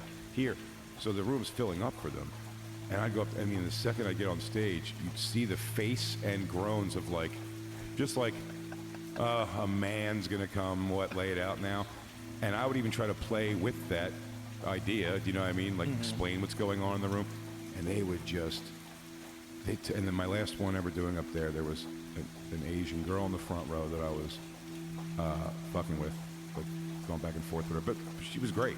She was like into it. She was laughing and she was busting balls back a little bit, which was fine, you know, to show me she was kind of like playing around with it. And then I see another girl, 22 years old or whatever, 23, going into her phone. And I was like, oh, I lost you already. I go, I lost you. And she goes, maybe it has something to do with the Asian girl thing. And I was like, what? He goes, you called her Asian girl. I was like, wait, but she's fine. I go, you're getting upset on her behalf and she's fine? And she was like, yeah. And I was like, that's retarded. And then a lady in the back of the room stood up, a girl, and literally clutched her jacket together and went, you just said the R word.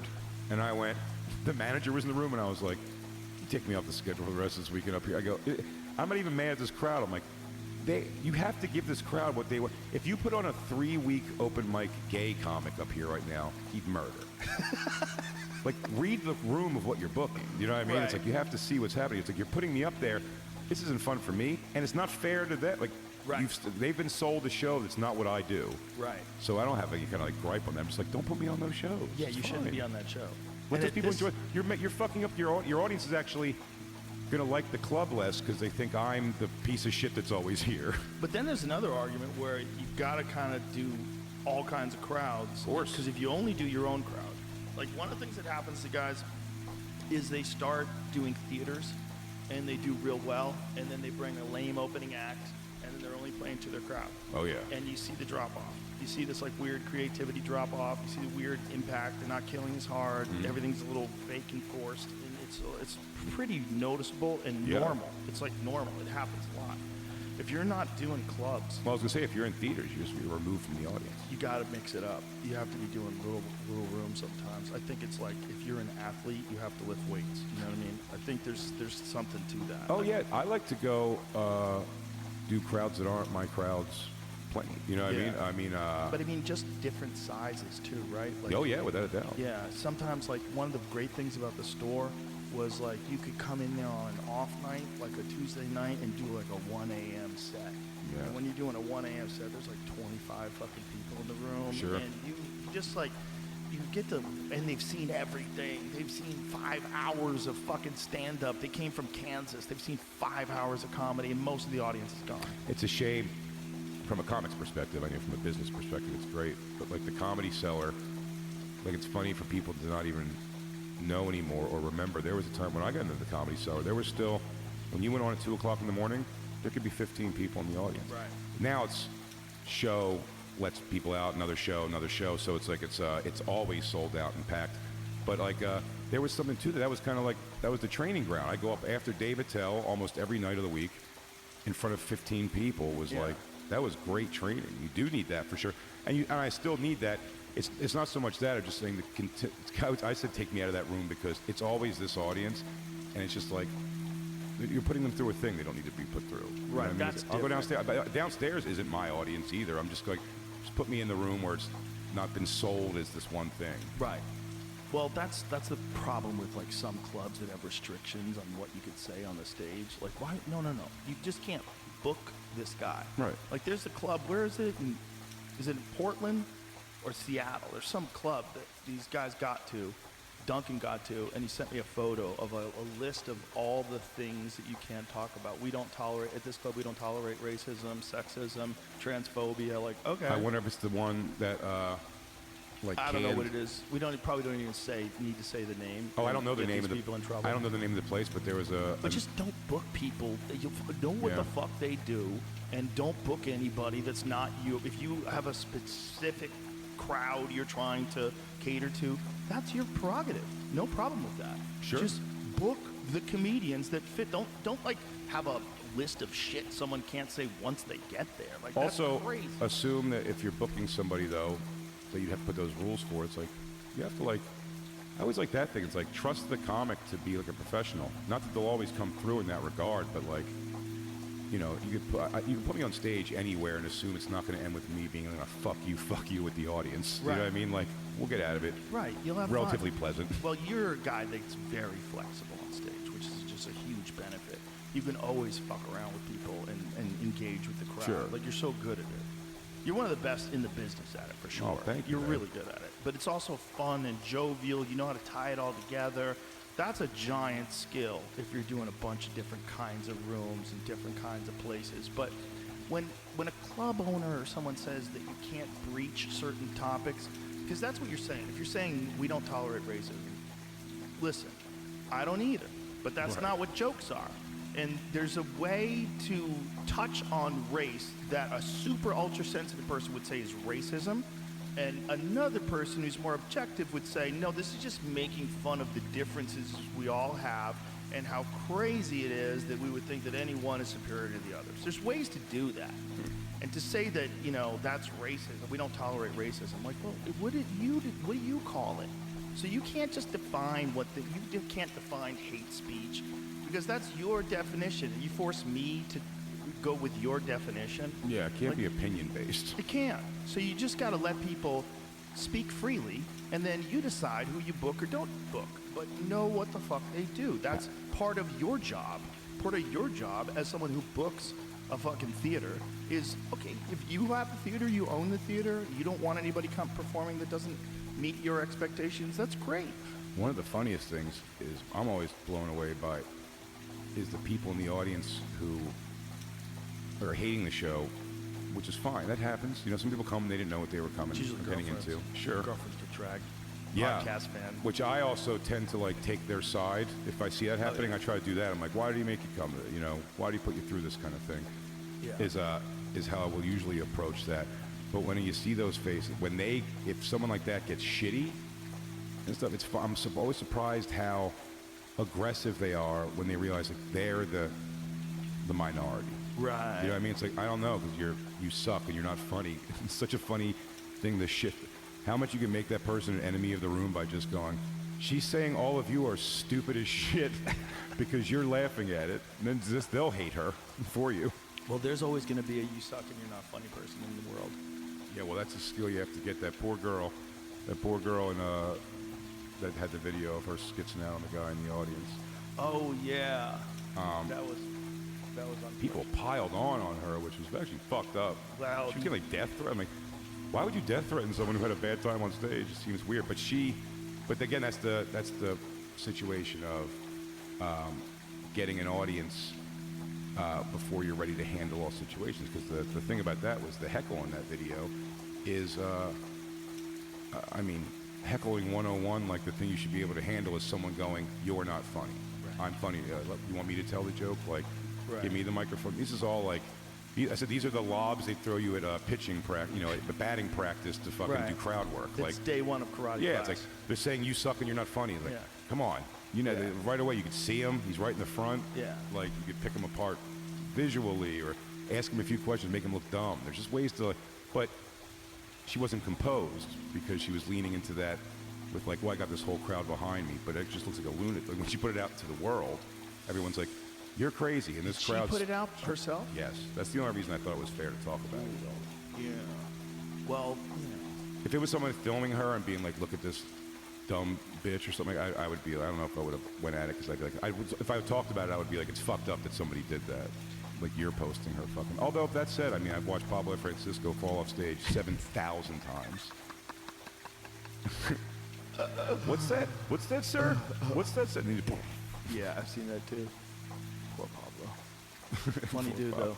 though. So funny motherfucker. Yeah, man. The thing about that girl is like, she ran into all of the fuck you, you're not funny people in the world.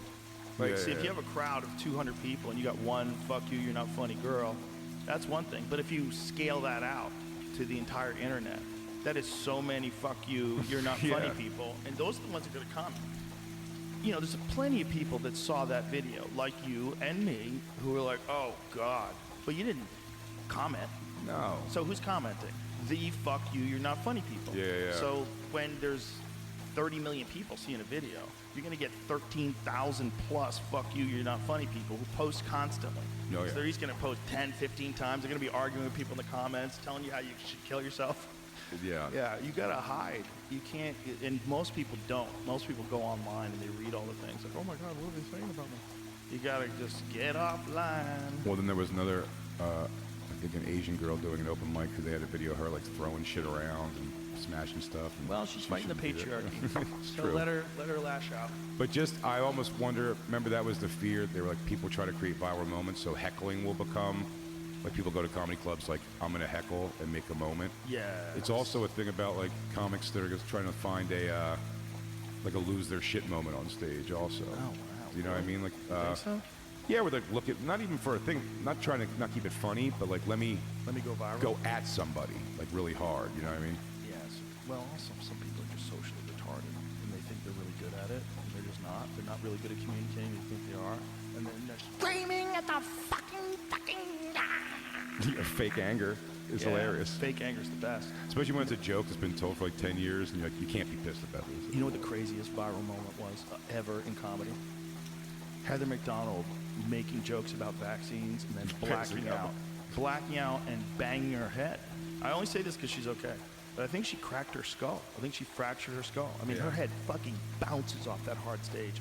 And it looked to the audience like this was like a pratfall. Oh, yeah. Like this was a part of the bit. The timing was so good that it looked like a bit. Yeah.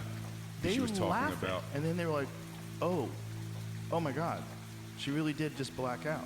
Yeah, they almost laughed for a second. Like, okay, Heather, that's plenty. That's good. Historians will study that video. They will not believe. It might be proof of the simulation. That video might be proof of the simulation because it just doesn't make sense. It's like unless God has some amazing sense of humor, That's a good. My favorite like, stage moment on is still that classic. This is before YouTube and stuff. The look at these biceps guy at the Boston Comedy Club. Did you ever see that? one? No. What It's one happened? of the, it's an open mic. He's definitely, you find out through the video, he's getting heckled by a girl who also went on stage, but she did well. You know, she has her friends there clearly, and so she did well. And this guy's just like, his comedy is all written. He came out of the gates, you know, when you kind of fake alpha on stage right away. Oh no. So he's got these jokes. It's like one's like a racist joke.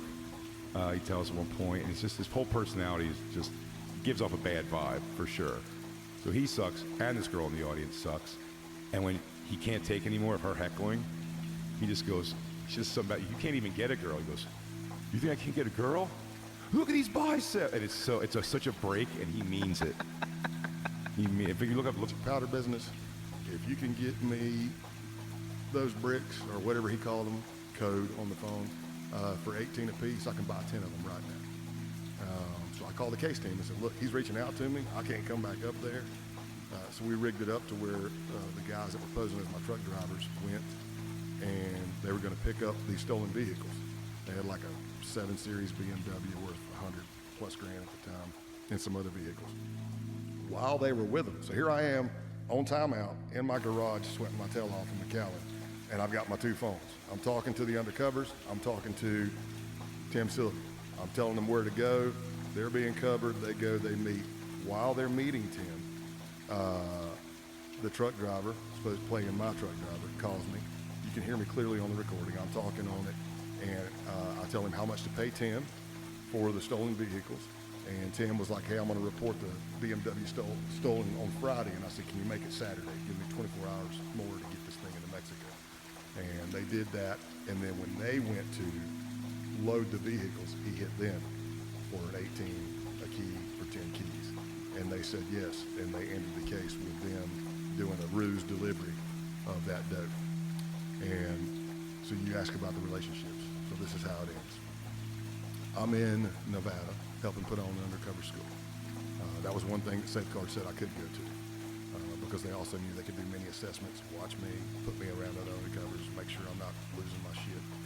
And I can't remember the time difference to Massachusetts, but I've already been drawing up diagrams of all these houses and clubhouses I've been in, and I'm, sending those to all these SWAT teams all over the Northeast that are going to be hitting all these places. And I got back to my hotel room, and I always kept my undercover. Well, the case wasn't over technically yet anyway, but I always kept my undercover phones on for at least a month after a case went down, in case you got threatened or anything like that. Well, I get back to my room, and my Nextel's chirping. And I check, and it's Scott Town. He's left me a message. So I chirp him up, and he's all raspy voice because he's been just woken up. And he's like, hey, man, I just want you to know, your truck driver, Tony, and the other guy, they were beating Big Timmy, and I don't know what happened, but I think they all got locked up. Well, he doesn't know that I'm an undercover. He's telling me that was the takedown day.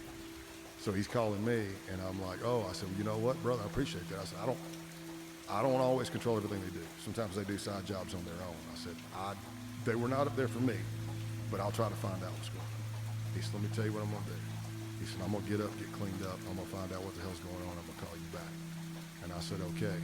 His last words to me were, I'm gonna get choked up. His last words to me were, I love you, brother. And I chirped back and I said, I love you too. And he didn't know that the SWAT team was gonna be hitting him in about 40 minutes. Wow. That's the last time I talked to him.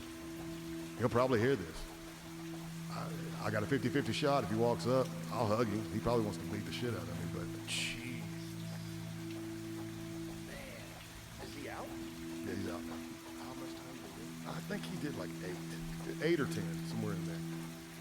Do you have this anxiety of running into those guys somewhere?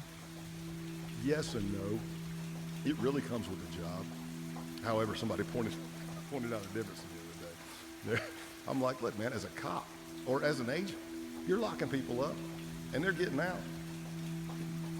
You know, if you get threatened in Greenville County, if you're working for Greenville County Sheriff's Office, let's say we're here, was it Travis County? If you get a threat, a legit threat in Travis County, do you think they got the money in the budget, or they would even spend money in their budget to move you to another town? No. But in the FBI, we have that. You hit the threat system, they move you somewhere, change a bunch of stuff. So in the law enforcement, there's always been, you can lock people up, you go to the grocery store, you're with your wife and kids, and you see them. Everybody handles it their own way. For me, my best defense is a good offense. I'll just walk right up to you. Hey, man, holy shit, how are you doing? I cannot believe, when did you get out? Are you okay? Hey, are you on the straight and narrow now? You know, because I'm gonna tell you, transparent. There's few things I love more than a success story. Sadly, they're very rare in my 28-year career. But to see somebody who broke the law, got out, turned themselves around, and are doing great, I love it. You do see some of those. Yeah, and I'll help them. I'm helping one right now. I told them, I said, look, if you're doing the right thing, they're like, well, I got a felon on my record. I'm like, well, who better to be a reference for you on your application than the guy who gave you the felon? If you're doing the right thing, I'll talk for you.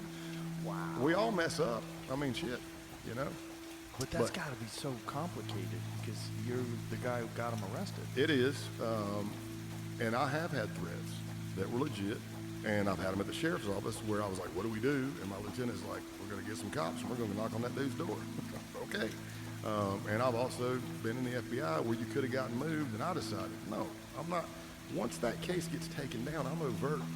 Like, a lot of people may not know it. I'm not trying to insult intelligence, but when you're arrested, I may be arrested with you, I may not be. There's all kinds of ways we can do a takedown, but eventually you're going to be sitting with your defense attorney, and you're going to get discovery, and discovery is supposed to be everything. Now, there have been FBI people who did not turn over everything, and it was very wrong, and we are still paying the price for it, but discovery is supposed to be everything.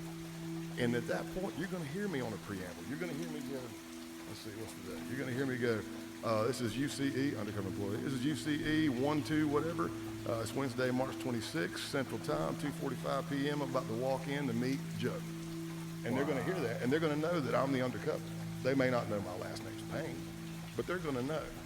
Now, what somebody pointed out to me was, you know, as a cop, though, you're just doing your job and you're arrested. As an undercover, you've lied to them. And I went, probably should have thought about that before I did the book, kind of.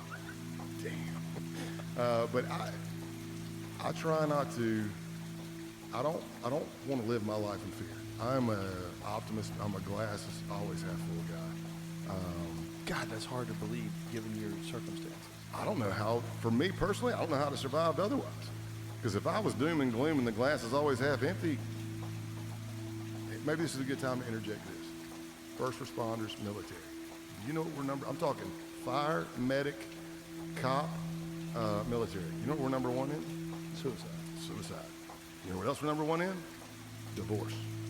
Alcoholism. Throw in pills or whatever you want there. We're also number one in dying within 5 years after retiring.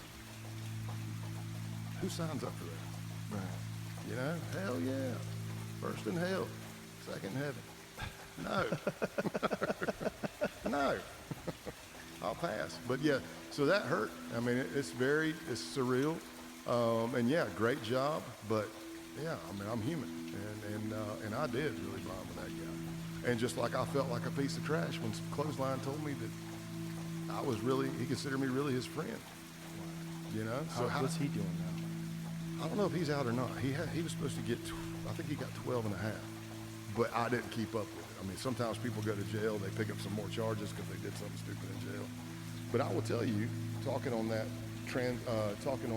success story thing, most of my career, with the exception of a pedophile, almost everybody I've arrested, I'll sit down with them and I'll say, listen, I'm not saying I think you're a bad person. I'm not saying I disagree with what you did. What I'm saying is you're an adult. You made a choice to break the law and you got caught. So let's just start right here. This is all I got. This is on the table. Let's don't do that dating game BS where you lie to me for 2 months and I lie to you for 2 months. And then when we figure out we really do kind of like each other. Now I can tell you the truth. This is what I got. And it's not dehumanizing, and they're still people. And I love connecting with people, like I said. Wow. That's a great attitude. Did you ever think, like, while you're talking to people like Scott Town, like, man, if my life had been different, I'd gone down the wrong roads, grew up in a different neighborhood, you would be one of them. Absolutely. Yeah. Absolutely. That's why we had so much in common. Yeah, that's part of the problem with life. Yeah. Everybody wants to pretend that can never be me. No, absolutely. It could have easily been me. And I'm like, I looked at it and I'm like, it's that proverbial fork in the road. I went that way, but I could have easily went that way. Yeah. That's why I got along with him so much. You know? Again, other than like pedophile stuff. So what pedophile stuff did you have to do? Actually, one of the quickest undercovers I ever did was the most satisfying. And I actually did this one, I think, before the Outlaws. It was in San Antonio. There was a guy that got picked up for molesting a kid, and I didn't know the whole backstory. But in the San Antonio division, the agents and stuff knew me, or the SWAT people, they knew I'm the undercover guy. And they called me up because while he was in Bexar County in San Antonio, he approached somebody in jail, solicited them to kill the kid, or to find somebody that could kill the kid. A lot of these murder for hire plans are stupid, but that's actually wasn't too bad of a plan. Like if the kids, these cases are tough. They suck. They're atrocious. It's a waste of oxygen, in my personal opinion. But it's usually a kid from a broken home. It's after the fact. It's an adult versus a kid. But he knew he wasn't going to do well in prison. So he approached somebody in prison who then, as most people who are serving time do, they are trying to get credit to get out. And that person called his attorney, and that attorney called the FBI, and they worked it out to where he introed me. So I drive up to Bexar County. I sign in because he put me on the list. I go in, and I'm in the phone bank. It's all stainless steel. You can't hear nothing but baby mamas and everybody's screaming and cussing and pissed off. And here I am trying to get this recording through this glass. And I'm talking to the guy, and I said, you know who I am? He's like, yeah. I said, well, I hope you do because you put me on your list to come see you. You know what I do? And he's like, yes. I was like slow rolling it. I didn't know. I didn't want to scare him off. So I was like, you know, I'm in the extermination business. And he's like, yeah, I kill pests for a living. He said, yep, that's exactly what I wanted. And I had a picture of the kid. Of course, we were working with a family on this, but I had a picture of the kid just walking like a surveillance photo. And I put it up on the window. And I said, is this the pest that you want taken care of? Something to that effect. And clearly on the recording, thank you, Lord, it picked it up. He said, that's him. You're not going to call him Bug, him, right? So what I found out is I met him twice, just a two-meet thing. But what I found out from the solicitor's office in Bexar County, it was mostly women working it because it was the crimes against children was combined with the domestic violence unit. And Joe, when I went walking in there and they're like, "This is Scott," I mean, they all stood up. It's like some TV show. They stood up and they started clapping. I'm like, I don't understand. And this isn't me chest beating. That's not what I'm trying. But it's like, what is going on? They're like, "Thank you so much. You're so," and I'm like, I appreciate it, but I'm doing my job. What they told me is that guy had walked on 4 molestation cases before. And he also walked on some possession of, somehow he got out of possession of child pornography stuff. And, but when he found out, when they approached him and said I was an undercover and that they got him, he pled guilty to hiring me to kill the kid and pled guilty to the molestation of the kid. Matter of fact, when I was talking to him the first time, he threw me off guard. Because he was like, yeah, and I go, all right, well, what do you got? This, that, and the other. We're talking, and he goes, hey, I'd like you to kill the rest of his family too. They're in Wisconsin. I actually giggled a little bit because it threw me off. I went, well, I'm not above traveling, but let's deal with one pest at a time. I'm like, I'm thinking in my head, go, man, you know. But he knew, as most pedophiles do, you're not going to do well in prison. So his idea was kill the kid, kill the family, and then there's no evidence? Like he didn't... Yeah, he just gets to walk because there's no witness to show up to trial. Jesus Christ. Right? Yeah. And then being around that stuff, like I've had trainees that, you know, you get a new agent, they come in, they assign you as the training agent, and they might be working that stuff. And I will tell you, for me personally, that's tough to work for me. It was before I even had before I even had kids. I remember seeing like 5 images. We hit a guy, he was actually a professor at the University of Texas, Pan Am, and he was so vigilant. I mean, he had all the child porn videos broken down by ethnicity, age, sex. So, I mean, you could say, I want Asian male 11, and he would have, I mean, and it was just sick. Now, did he come from a messed up thing? Yeah. Turns out his mother had molested him and his brother. We tie them in the basement, tie them to each other, make them have sex with each other. But it's horrific, but break the chain, man. Break the chain. So yeah, I saw like 5 photos, and I was messed up for probably a week or 2. A professor. Yeah, my wife would she'd try to touch me, not even just to be in it, I mean, just to touch, and I'd be like, no. I'm like, I can't, man. I got to get this shit out of my head. Now, later on in undercovers, I could be the guy to drive and pick you up. I could show you pictures. Is this what you want, kind of thing? But to like sit there and look through that stuff, my brain's not cut out for that. But there are those who are, and in the FBI, if you're looking at that, you have to be psychologically assessed as well, as you should. I can only imagine. Yeah. How are these guys getting these videos? Are they making them? Joe, it is. There's like, see, that's the thing, right? It This is one of the so grand. huge. It's It one of is so freaking huge. That's the scary thing, because most people aren't aware of it. And this is one of the big conspiracy theories, that there's these pedophile rings out there, but they're real. Yeah, human trafficking.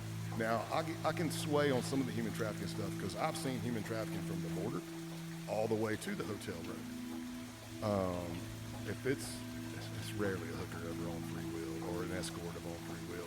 But if they're out there doing, I don't know. It gets a little muddy on some of the trafficking stuff for me personally, but it's still trafficking. They got brought in when they were underage.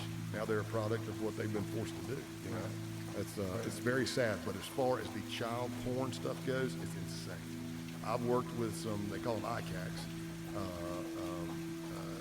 crimes against children, and there's so much out there, but there was so much at one. This is just me in Tennessee. I'm with them. They have so many hits on whatever dark web thing it is. Might be Discord. I'm trying to think of what it used to be. But there's all kinds of stuff like that they'll go to these, what they believe or what are encrypted apps that are based overseas. So they don't think that the FBI or feds here, the alphabet boys and girls, can do subpoenas and get that stuff. That's why they use those. Now, does that mean that everybody on Discord's bad? Absolutely not. Telegram, no. But do people go there to do bad things? Yep. Yeah. And it's just like you could go, I remember them showing me stuff. As the undercover coordinator, I'm over there and I'm looking at stuff, and they're showing me what all the hits they've got right now. Just people hitting. And through the databases, you could do knock and talks every freaking day, all day long. Hey man, how you doing? Hey, not if we look at your computer, you might not get in there, but yeah, it's a mess. A mess. And so there's a whole ring of people all across the country. Yeah, or just mom and pops farming out their kids. Yeah. Sex across state lines. Yeah, not good at all. There's just, like, again, I'll mention McAllen several times. This isn't undercover stuff, but case agent stuff, might look at doing a book on case agent stuff. I was down there working the cartel with me and the people I worked with. That was back when OZR Cardenas ran the Gulf Cartel. So it was violent as you know what, but there was some kind of SOP. There was like a procedure. But I mean, when I try to tell people, I'm like, look, I don't care whether you're left or right. I meet all kinds of people. If you're extreme left, I'm probably going to tell you you're an idiot. And then you have the Canadian guy and his cell up in, actually it would have been Can't Go Back, which is Brian Limley. They had a cell up in the Maryland area. And I went up and I trained with them, and they, at that point in time, so it would have been coming up to January of 2020, there was going to be a huge Second Amendment rally in Virginia because the governor at the time was pretty liberal, did not like guns, and was going to be making a lot of, was trying to crack down on guns, Second Amendment. So the idea of those base members was, what if that's the set off of the boogaloo? What if, while all those people are there, you've got 3%ers, which is not illegal. You got militia, which is not illegal, but you've got people wanting to do nefarious things, most likely. You got cops. What if we just pop a couple of rounds? Nobody knows who's shooting at who, and everybody, and maybe that's the kickoff of the boogaloo.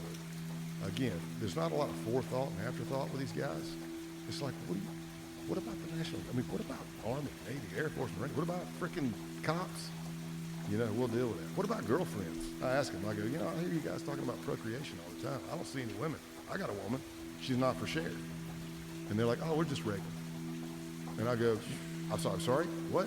He goes, yeah, we're just going to rape the women. When D-Day happens and it's the boogaloo, yeah, we're just going to take the women and rape them. I kind of giggled and I said, you guys don't have a lot of experience with women, do you? And they're like, why? And I go, well, that stuff might work for a little while, but sooner or later, you're going to have to go to sleep. You might wake up missing some parts you went to bed with. I'm like, what are you talking about? But we uncovered all that, and we got enough evidence against them that everybody was happy. And the week of the takedown, I'm sorry, yeah, it would have been close to the week of the takedown. I had to postpone it. I'd had a lumbar fusion in 2002. What I didn't know, I thought it was just my disc, a bulging disc or something. What I didn't know is that fusion had broken free. And for about 15 years, I just had nothing. I had no disc. The cadaver bone dissipated. So my back was spasming really, really bad. Like I couldn't get out of the floor. So I took some prednisone, got off the floor with electric stim. We had to postpone it for a week. So then I went, and on a Friday, I flew into Baltimore, met the case team, drove up Saturday to Delaware, trained all day with those guys. Helped get more information that everybody wanted. Came back late to Baltimore, flew to Atlanta, drove up to try to close the deal with the Georgia crew. And I think I got home Monday for a couple of hours. I went back. Now I'm meeting with the SWAT teams because we're planning on the takedown. And by Wednesday, I picked up Luke, who lived on the 100-acre farm. And we did a ruse where the car, like my car was messed up. I'm like, did you hear that? Actually, more divine intervention. I was going to fake that something was wrong with my car, my truck. We're driving, and all of a sudden something goes bam, like that. And I go, I didn't run over anything. I go, did you hear that? He said, yeah. I said, I swear, that damn brake caliper froze again. I said, let me pull over. Well, I pulled over to the spot the SWAT team wanted me to. And then we did a ruse. I was around the back of the truck looking, and another truck pulls up. I'm like, oh my gosh, man, I can't believe you're here. And then I jump in that truck, and the SWAT team and the Bearcats rolling over the hill. And they took him without incident. Helter Skelter and Pestilence got picked up without incident. We kept all that quiet on Wednesday because come Thursday morning, SWAT teams from Washington field office and Baltimore field office were going to be hitting that crew. So we wanted to keep it quiet. So now Thursday, they get arrested. Now stuff's starting to come out. I'm still in the chat group. And Friday, I'm watching it, and they're like, Pale Horse, are you there? And they're like, wait a minute, now the affidavits are starting to come out. It says that there's a federal undercover agent that infiltrated the base. And they're like, who's a damn Fed in here? And I'm just being quiet. And somewhere around 5:15, the leader of the base, He went by the monikers Norman Spears and Roman Wolf. His real name is Ronaldo Nazzaro, so you can let this sink in. Here's an American citizen born in America, went to Villanova, was in the Army, to my understanding, Army, Intel, and he was contracted at some point for some job in the Department of Justice. Now resides in St. Petersburg, Russia. And I guess he supposedly teaches English. They tried to say the base didn't have a leader. He's definitely the leader. Wow. Has a Russian family, so you can do your own speculation there. I'm not working that case anymore. How fucking crazy. Right? What was his red pill moment? Because clearly, if you look at his history, he was kind of on the liberal side. Something happened somewhere, and then he starts spewing crazy stuff, and then the base gets infiltrated by like journalists from Vice. Well, then they tighten. Every time the base got infiltrated, they tightened their OPSEC more and more. Every propaganda video we did, the rule was it has to be better than the last one because we're trying to get everybody.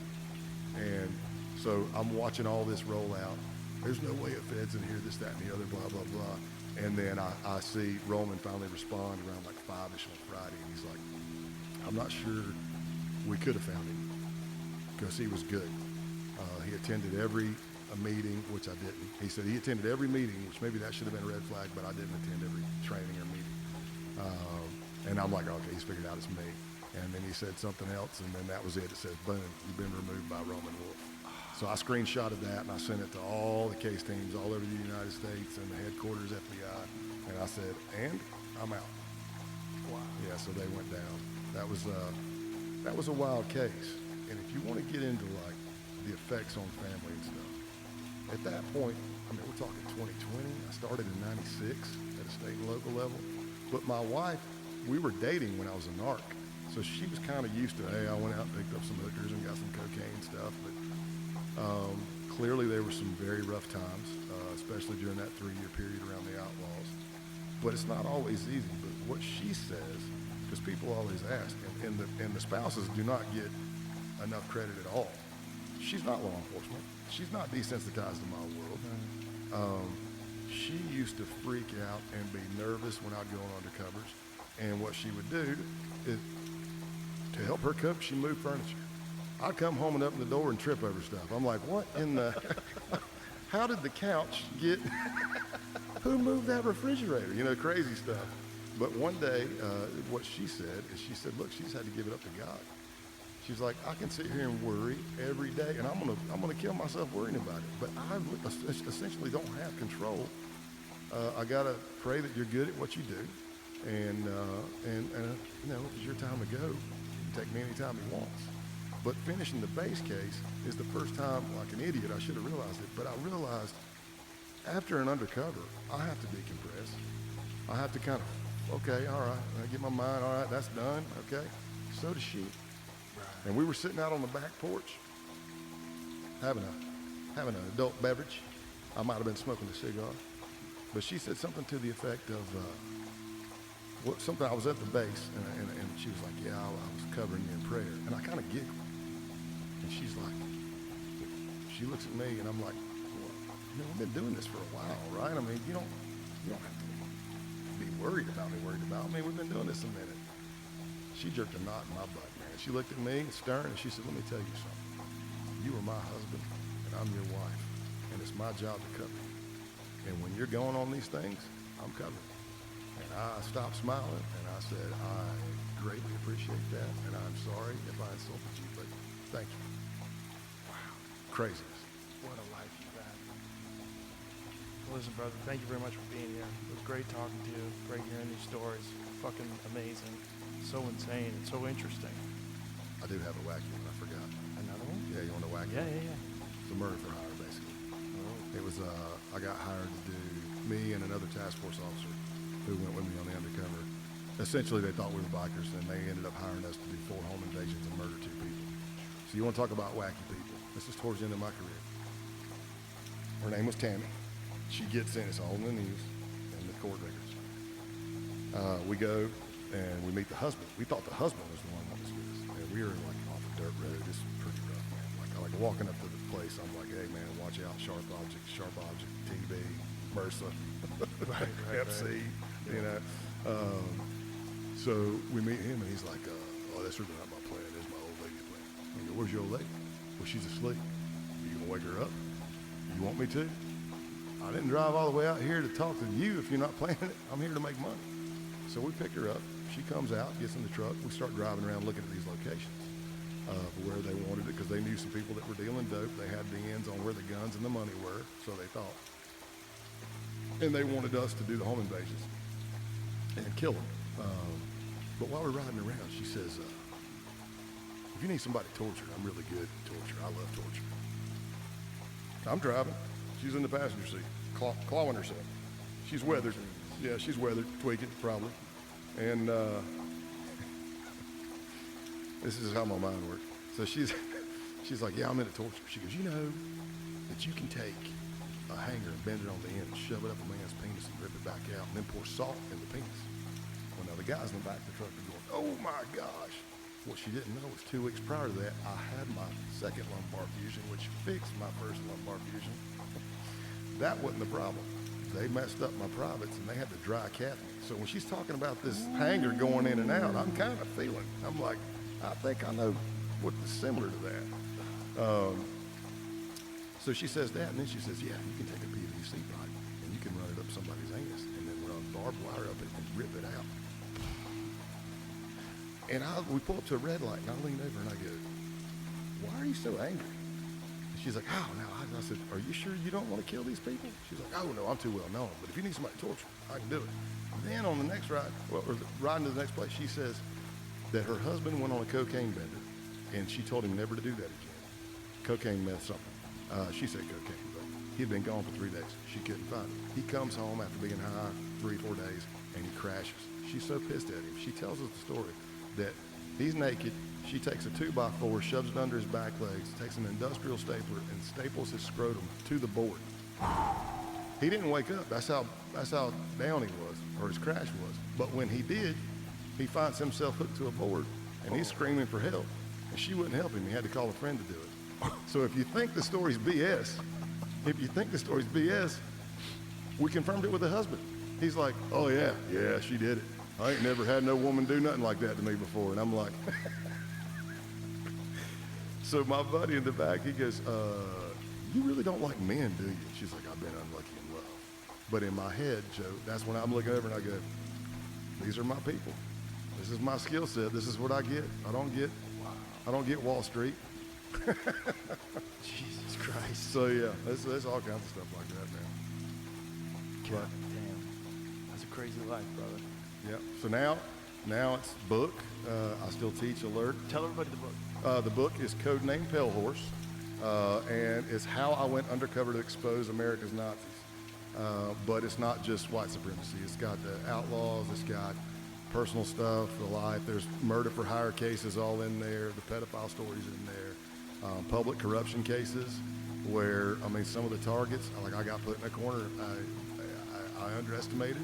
I'm dealing with a guy who's toothless and a mountain backwoods guy, and he beat me at chess that night, and I ended up with a bag of cocaine open, shoved in my face. He's got a sawed-off shotgun, a red bone hound's growling in my crotch, and he's like, if I find out you're the law, you're a dead man. Do it if you're not a cop. I had to figure out a way to get out of that, you know. God. So there's stuff like that all in there. I bonded with that guy too. I mean, you know. That's part of your skill set, right? When somebody sent me his obituary, I felt sad. Wow. This is my last line from him, and I think you'll like it. These are some of the people you deal with. He says, now, Scott, I'm going to speed it up because he was on pills a lot, and he drank all day and did cocaine all day. So it was a constant battle of being pickled. But he's like, I think he died 5 years before I met him. I'm pretty sure it's the dope keeping him alive. I think he died. He just didn't know it yet. But he would be like, now, Scott, you know I don't do cocaine anymore. And I'd go, I know, man. He goes, I used to do a boatload of it, but I don't do it anymore. I say, I know. And he'd pour cocaine in his hand and he goes, but this right here, that's just a bump. And I'm looking going, what? You just did cocaine. And he said, and you know, I don't sell cocaine anymore either. And I'd say, I know, man. He goes, I used to sell truckloads of it. I said, I know you don't do it. Now, but if you need them 5 ounces, I can get them for you for this much money. And I'm like, that's the kind of stuff, man. You got to find humor in that, but yeah. May he rest in peace. May he rest in peace. Well, thank you, Scott. Thank you for everything. That was a lot of fun. Thank really you. Appreciate it. I appreciate you, man. And good luck on the book. I guarantee it's going to sell like crazy. One more time, Jamie, throw that up there so everybody can take a look at it. There it is. Codename Pale Horse. It's available now. Did you do an audiobook? Yes, I'm sorry. Thank you you for read saying it? that. It's my voice. Thank you. Yeah, it's my voice. Thank you. That was something I was told I needed to say. Has to. No offense to the other peers of mine that have done books or just mentor or people that have done it before me, but if I click on it and I hear, there I was in the basement, Right. I'm like, what in the hell? That has to be your Yeah, voice. so Has to. I read the book, and then we'll see what happens as far as TV and stuff like that Someone's goes. going to want to do something. Yeah, for sure. I did. I've been again, the tactical stuff. I've been in armor on movie sets in Tennessee, and I actually did a cameo. I got one in the movie world. I have one kill under my belt. All right. But that's it, man. I'm just trying to pay it forward, still trying to learn, still trying to do good things. Well, Till best it's of luck with positive. this. I know something good's going to come out of this because the story's incredible. Hey, that you missed the whole mark of this whole thing, and to say that that's the most important thing, the only people that would say that are people who aren't fun.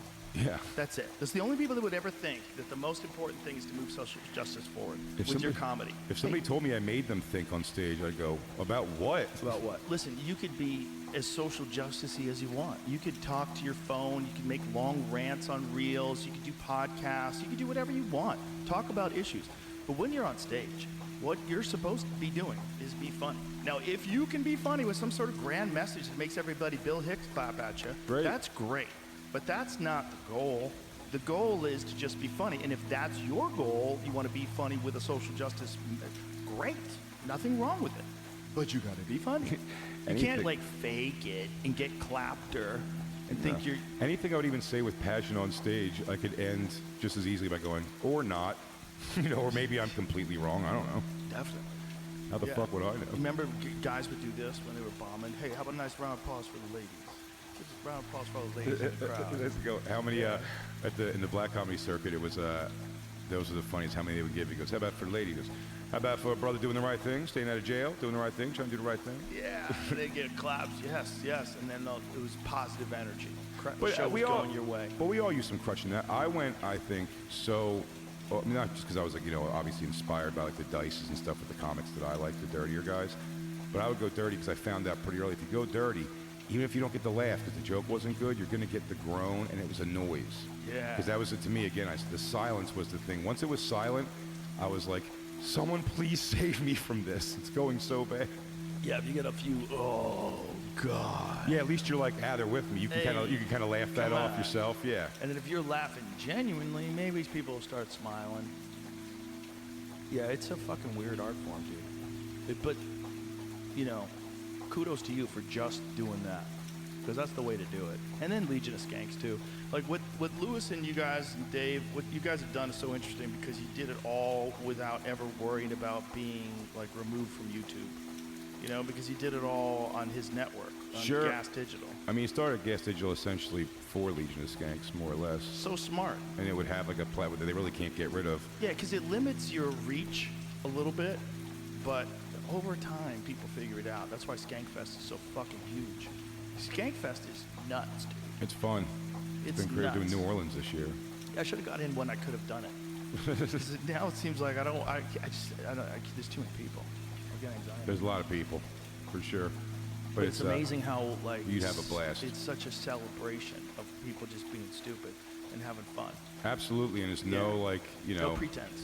No, and I said they all look the part, but they're such great comedy fans. That's what and by the way, everybody says. also, I mean that in the sense that it's like, there's been so many people who have been like, Skankfest isn't my thing. I'm like, dude, they're gonna don't even fucking know. lose their minds for you. Yeah, you don't even know. It's like they're comedy fans. They're not just Yeah. like our fans. Right. It's exclusive. They're also here. fans of people that are willing to do real comedy in this fucking bizarre world where you're being told that the most important thing is for you to do social justice on stage. Which I shouldn't say that's the world now, because it's not. It was the world like 4 years ago. 4 years ago, you heard that a lot. Oh, yeah. And that's kind of died off. And there was a bunch of things that killed that, but I think the real nail in the coffin, the final one, was the Tom Brady roast. Yeah. I think that was the grand nail in the coffin of woke comedy. Well, all you had to show people was that there was like, if you stick with something for a minute, like there is an audience there. You're just listening to a bunch of lunatics screaming with nothing to do with their lives. It's like, but if you give it a second, like, conversely, as much people are writing they're angry about this, there's a bazillion people who just like it. Yeah, you can't cater to the people that are upset at what popular thing there is out there. Can you imagine writing a letter to AC/DC? Like, this last record sucked. Second song's okay, third song blows, and the fourth one's is like... That's the fuck you, you're not funny person in the crowd. There's always going to be a percentage of them. It's an unavoidable aspect of human nature. There's a bunch of people that don't do anything, can't contribute, and want to knock down everything they see in front of them. There's a bunch of people that were born with amazing genetics that just have this superiority over everybody that they believe is real. And they, you know, especially if you're pretty and everybody wants to fuck you and you think you could yell at anything at the guy on stage. Yeah. Maybe you hate men because your ex-boyfriend's a piece of shit and you've had a couple of cocktails and fuck him and fuck this guy. Don't fucking say women can't do it. Men can I'm trying to break down. It's the funniest. So I'm the audience trying to break down your bit. Oh, that's the best. I had a lady heckle me once where I was trying to explain. I was doing this bit about, I had a bit about the guy who broke into the White House. Because this guy, some fucking maniac, broke into the White House. He just hopped the fence, ran across the lawn, and broke in, and there was a lady guarding the front door. And he just smacked her to the ground, just ran through, and he got tackled by an off-duty Secret Service guy. It was like getting a cup of coffee, and sees this fucking guy running through the White House, and he tackles him. And the joke was about a woman being a security guard at the White House. And the joke was supposed to be, I know because guess what? I shouldn't be a security guard at the White House. I go, and you know how I know? Because I met Shaquille O'Neal, and his dick is where my face is. It was like if the White House is experiencing a shack attack, I'm the wrong dude to save the world. No shit. So the whole joke was about that, and I couldn't get it out because this lady's like, bullshit. So the joke was, women can't do everything men can do because men can't do everything men can do. That's why we have the Olympics. There's some people that can just do shit that regular people can't do. And one of those things is guarding the fucking White House. Like, you should be a big fucking giant dude who's capable of extreme violence. But this bitch wouldn't let me get this out. She's like, nah. And I tried to explain to her, this is how the joke goes. And then I went further into the joke, and she chimed in again. I explained the joke, and then she was like, okay. I'm like, yeah, I'm saying I can't do it. I've gone hard at female cops so much. It's so great when I meet female cops. They're like, they usually have great sense of humor about it, quite honestly. But I will film and send to like Soders, who I'll do it to. I watch Cops still a lot, like clips of the show Cops. And there was one I watched recently that was just about it's a female cop. Whenever it's a female cop, I'm like, I get my phone ready in case I have to film this because I go, it's always going to be something hilarious. And they're always in the way somehow or something. And they're trying to stop this guy. You know, he's on foot, black dude. And this lady's like, let me see your ID. Let me see your ID right now. And then the guy's just slowly backing away, and then he just decides to go start running. And he runs, and this girl is chasing. This black guy is so far away from her, it's ridiculous. And then just zipping right past her is a dude cop who just catches the guy and tackles him. And then it's the rest of the time, her standing over, breathing hard. She's like, son of a bitch got away from me. And it's like, lady, what are you doing?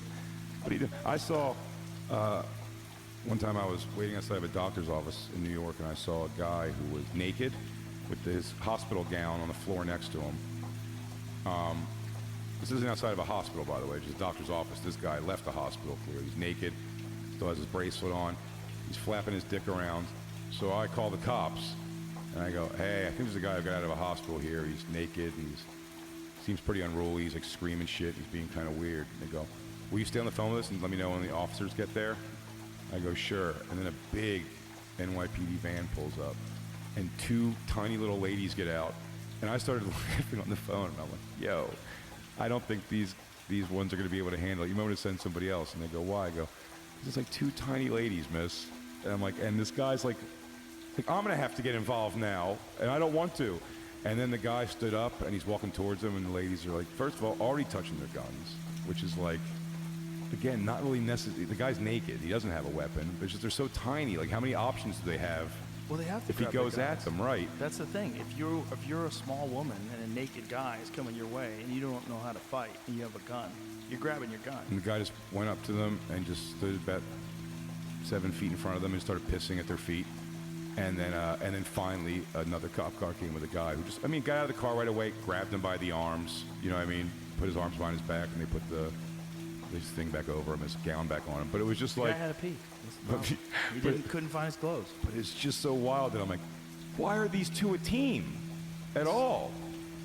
Yeah, I mean, I would like to say that women can do everything men can do, but I think in that circumstance, you probably want a big man. Field Big- police work? That's crazy. You're dealing. One of the scariest videos that I ever saw was this guy. This lady pulled him over on the highway, and the guy gets out and he's beating the fuck out of this lady cop, and his daughter, the guy who's beating the cop, his daughter is saying, "Daddy, stop. Daddy, stop," because he's just beating the shit out Oh, of this yeah, yeah, I've seen that. unconscious lady. It's so scary. It's so scary because there's no way she should have been in that situation. There's no Also, way. a chubby female cop to boot is the funniest too. You're like, what is happening? All the time. What is the problem they're going to solve? All the time. But they're in the way. Like, I was at a casino once, and this person, who I thought, air quotes, was a woman, and I was talking to, and it was a security guard, like 5'5", like shorter than me, security guard, woman. I thought was a woman. It wasn't disturbed by the fact that she was a security guard. None of it. But then at the end of the night, I had been talking to these people, you know, the show was over, and I was like, well, ladies, it was really nice to meet you. And she says, actually, I'm a man. And she says it like with a woman's voice. And I'm like stuck. Or, you know, I probably had a couple cocktails, just did a show, and I'm probably gonna go, are you for sure? Like, what? So I said, I'm sorry. I didn't mean anything by it. I didn't know. Gave her a hug. Hugged everybody and I left. And I felt proud of myself that I didn't say something. should have nut checked her. I was just like, Yo, nut check. it's just like, definitely you're not, but you know, whatever. Like to think that I should have known, like that's crazy. And I had That something. you identify as a man, I had something turn on me so bad with that not even a mustache. at a diner. Me, Josh Adam Myers, and my girlfriend went to a concert and we went to a diner afterwards. And where they sat us at this diner, our table was facing the booths that are going across. And the booth right across where I'm staring is a cute girl and what I thought was a goth guy. I thought it was like a goth dude who's wearing like kind of fishnet stuff and everything. And they are making out hard, up like going. They're going for it. And I'm like, you know, we're kind of like laughing it off almost at first, you know, like, all right, I guess like they're going. But then it starts getting like, they're like she's like getting in a position, the girl, the only girl I thought, is when like the goth guy is rubbing like her pussy over the pants and she's like writhing around and stuff. And this is going on. Then they stop. In a diner? Yeah. Then they stop. Then they start again. It's to the point where I go, laughingly though, too. I kind of go, my God, come on. And they were like, they had like an, oh my God, what the fuck is wrong with you thing.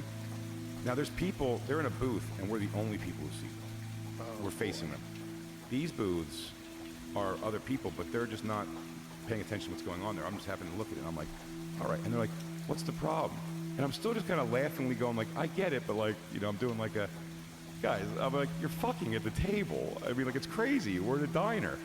And then it's getting shitty about it. And then I'm just like, I don't know what the problem's. I'm like, that's crazy what you're doing and everything. And I'm like, we're not wrong here. And then she goes, would you have a problem if we were a straight couple? And I was like, I thought that was a guy. I said, I didn't know it wasn't a straight couple. And then, whatever, it all kind of calms down. And then our food's coming, which is weird. We still have to sit there. And I go, I'm going to go outside and smoke a cigarette and like regroup here a little bit. Biggest mistake I ever made. Because I went outside and this is like a big glass front restaurant, you know, diner. And I'm smoking right outside the diner, and I'm watching the narrative get created in the room without me being in the room. Like the people behind and the staff coming up and being like, we're sorry, people have to still act like that.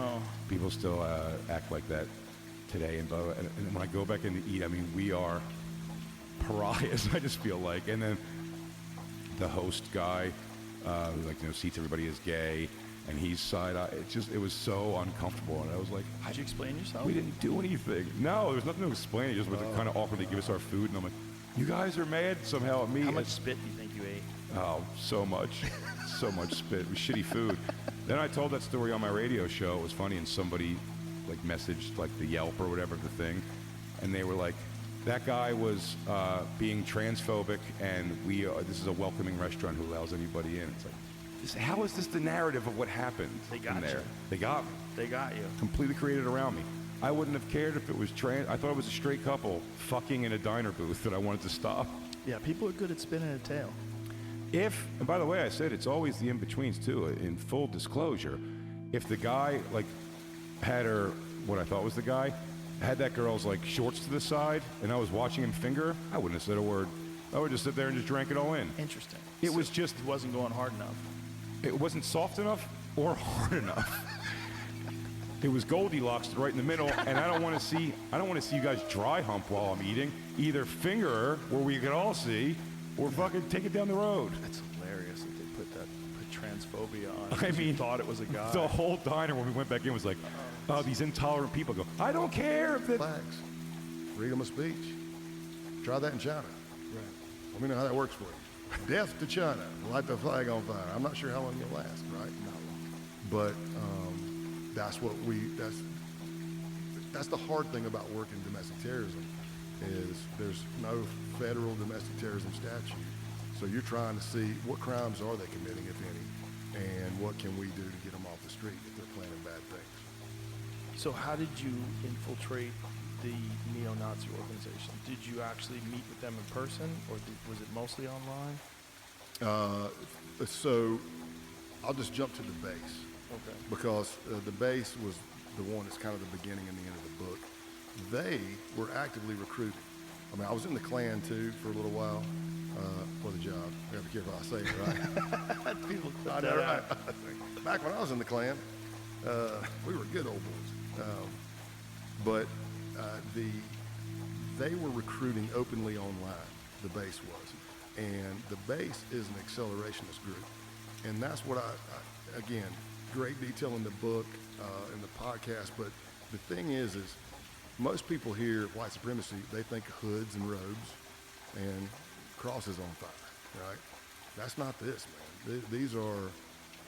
This is why they're called accelerationists. There's a book out there called Siege, written by James Mason, longtime white supremacist. It's a weird book. It's basically articles and interviews all just shoved together.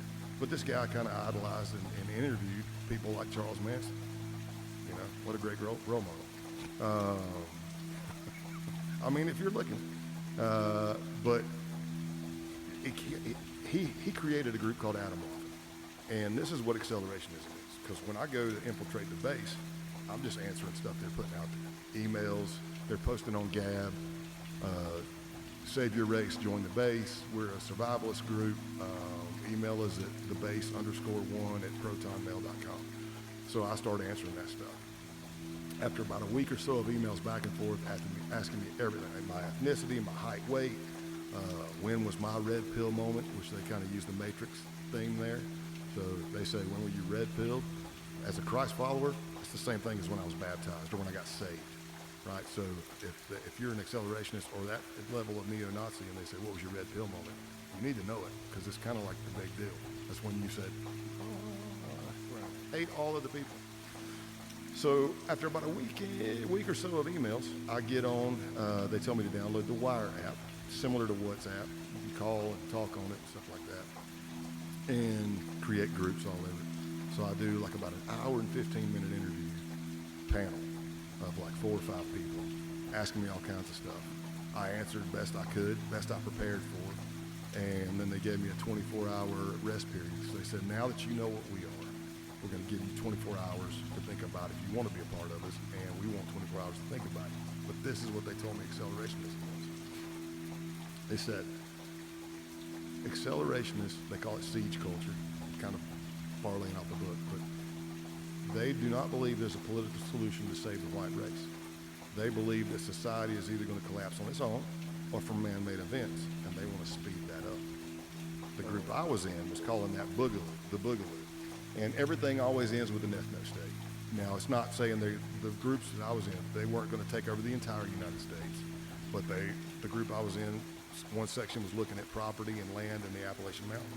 One section of the base was looking at the upper peninsula of Michigan. One section of the base had property in the Pacific Northwest. So You get in there, you start learning that ideology, but again, in the beginning, I'm just ingratiating. I mean, we know they've been saying crazy stuff online, but is it illegal per se? No. But are they planning on taking steps to do some bad things? And that goes back to that domestic terrorism culture. You go in Telegram or whatever, you got your Terrence and your Breivicks, and they're in there, 4chan, 8chan, and they're posting right before they go and commit all the murders. You know, here I am, I'm going live. Watch this. Christ. Yeah. So, but imagine being in law enforcement and trying to look at all these thousands of posts and trying to figure out, well, which one's actually going to follow through? Which one is seriously planning on doing something? So you always got to stay vigilant and keep going after it. So what were these guys planning on doing? What was their accelerate moment? Well, per the siege culture, they like to do like guerrilla warfare tactics. So they're against the Charlottesville stuff. Being in a group, picket signs, screaming racial slurs, you know, all this stuff, they're against that. They're like, that's stupid. You know, number one, you're making yourself a target, you're not doing anything. It's more guerrilla warfare tactics where, let's say over here in Austin, power grid goes down. Over here, train gets derailed. Over here, water system's poisoned. Anything to create chaos and killing of anybody left. Anti-fash, non-whites, very anti-Semitic, very, like way more than, it kind of opened my eyes when I started getting into some of these neo-Nazis, because for the most part, when I thought racism, I thought white against black, right? But these neo-Nazi groups I was in, man, they are anti-Semitic, man. They cannot stand Jews. Wow. It's like it's sickening if you listen to it. But again, they want that Hitler. They want Hitler back. I mean, some of these guys were like talking about concave Earth, hollow Earth, Hitler's still alive, he's in hollow Earth, he's with giant white men who are Anglo, white with red hair and 15 plus foot tall. And I'm like, and I go, so where are these 15 foot tall white guys? And they're like, well, they're in Middle Earth with Hitler, they're waiting. And I go, for what? If we're gonna NBA take contracts. Yeah. Come on, but let's do this. Let's take this thing down. And sometimes I'm just comical with them. You're like, hey, we're neo-Nazis, yeah. We're going to get the ethno-state, yeah. We're ready for the boogaloo, yeah. We're building our kit, yeah. Who's going to be Hitler? And everybody goes, ugh. There's only be one, buddy. Are we going to fight it out right now? Who's going to win this thing? But what happened with the base is a lot of them were into the pagan, and I say this loosely. I have plenty of friends that are pagan. Satru, and they are great people. Love them. What do you mean by pagan? So there's different pantheons, but the most common one is Norse mythology. It's basically it's basically the Marvel universe. So they worship ancient Odin. Viking culture? Yeah, Odin, Thor, whatever. Really? Yeah, oh yeah, man. Like there's a church for that? Well, I don't want to say a church per se, but yeah, the whole block. A block is just think Viking kind of stuff. The ones that do it that are serious, they're upset that white supremacists have taken their stuff and used it. But if you look at Hitler was already looking into that Norse mythology too. He had looking for Thor's hammer or whatever, the Holy Grail, biblical, and all this stuff. But there's Christian identity, which is making a comeback in the white supremacy realm. Not to be confused with Christianity. Christian identity is, if you can wrap your mind around this, a lot of them have it's the dual seed line belief. So they take the story of the Garden of Eden, Adam and Eve, the serpent, and the fruit of the forbidden tree. They take that story and they say, okay, it's still the same, except the fruit of the forbidden tree is a sexual act with the serpent, who is a man of color, also known as Satan. And then when Satan sleeps with Eve, their offspring is Cain, and they are the mud race from then on. That's what they call it, mud race, non-white. Mud race from then on down. But the procreation from Adam and Eve is Abel, and that's the pure white race. That's just one of the many belief systems. So when you see, I know, right? Yeah, I'm like shaking my head, like, what the fuck? What? How did you get that? What are they using as like references? Like, how do they get this information? So as far back as that I know, I'm sure it came out earlier, but there was the Aryan Nation, Reverend Butler, Red Ray Fair, and all that stuff, and they taught that. They taught the Christian identity, Church of Jesus Christ Christian, and they take that and twist it, you know, as if Jesus is just a white guy. And so, did you physically meet with these guys and infiltrate their organization? Yeah, some of those, yes. And the Christian identity was kind of in the clan belief that I was in for a short moment. But the pagan, just like I said, that the Christian identity takes the Bible and twists it, then the paganism is taking Norse mythology, or if you're an Egyptian pantheon or whatever, and they're twisting it towards their white supremacy. And that's not what paganism really is. If you know, like again, I've got friends that do it. They're upset with white supremacists using their stuff. But then again, in the base, there was a guy who was an Asatru priest, and he led the first blot I ever attended, BLOT, which is kind of like the worship ceremony for pagans. I mean, we're down there with our shirts off, wiping blood on our chest, drinking mead as if we're Vikings, and then praying to our gods. And they would take wood, carve the wood, and they would carve runes and like white supremacy symbols in it, and we would cut ourselves and bleed on the runes and then set that on fire and pray until the fire went out. Whoa. Yeah. And that was How kind many of, of these guys are out there in the world? I don't know. I mean, there's academia and stuff that they're like, there's millions of white supremacists and Nazis are going to be on your doorstep tomorrow. I'm not going to say that. Well, they want to call everything white supremacy, which is a real problem because there's actual white supremacy out there. Yeah. And when you call everything white supremacist, Just somebody disagreeing or having a different belief system. watching a video of a fucking crazy professor who's saying that marriage is white supremacist. It's the craziest video of all time. It's an undercover video where they interviewed this lady and they would ask her a question. She didn't know she was being recorded. She's a professor. Yeah. Like marriage is thin privilege, it's white supremacy, it's, you know, male privilege, which leads to white supremacy and white privilege, and like just a bunch of gobbledygook nonsense words that she was attaching to just people getting married. Clearly she's not a Christ follower, because if you follow the Bible, it lays out what marriage is. Yeah, but she's definitely not. She's Yeah. a kook. But it's the problem is calling everything white supremacy. It kind of obscures the fact that there's really people like the people that you're running into. Mhm. They're real. Yeah. And It's just like how many of them and where are they? Thousands, hundreds of thousands. yeah, I'd say, I don't know about hundreds of thousands, but I'd say thousands. Thousands. Because a lot of times, if you're in that community and you're looking, let's say this is a Telegram channel over here, and it's Terror Wave or whatever it is before it was taken down, and you see all these monikers, like I was Pale Horse in the base. I was Pale Horse, that was my moniker. And then you see Pestilence, and you see TMB, the Militant Buddhists, and you see Helter Skelter, and you say, well, you might go to another group, maybe they've changed their moniker, but you start realizing, hey, did you used to be Pestilence in another channel? Yeah, that's me, all right, you know what I mean? Right. But what's scary is, like in that base case, as I said before, I'm a tactical instructor, firearms instructor. I'm an alert instructor, which is right near where we're at right now, in San Marcos, Texas. But you can't go undercover and help these guys train or help them get better because they might be doing bad things. So I go in, I had my whole backstory, former skinhead, former biker, and my skill set was like hand-to-hand combat. Could I shoot? Yeah, but I let them lead me. We went out there, and the first time we did tactical and firearms training, it was led by a 19-year-old kid, and it was good. It was good. And he's not military, and I'm watching, I'm like, where the hell did you learn this? So a lot of stuff happens on gaming systems because they're so realistic now. Wow.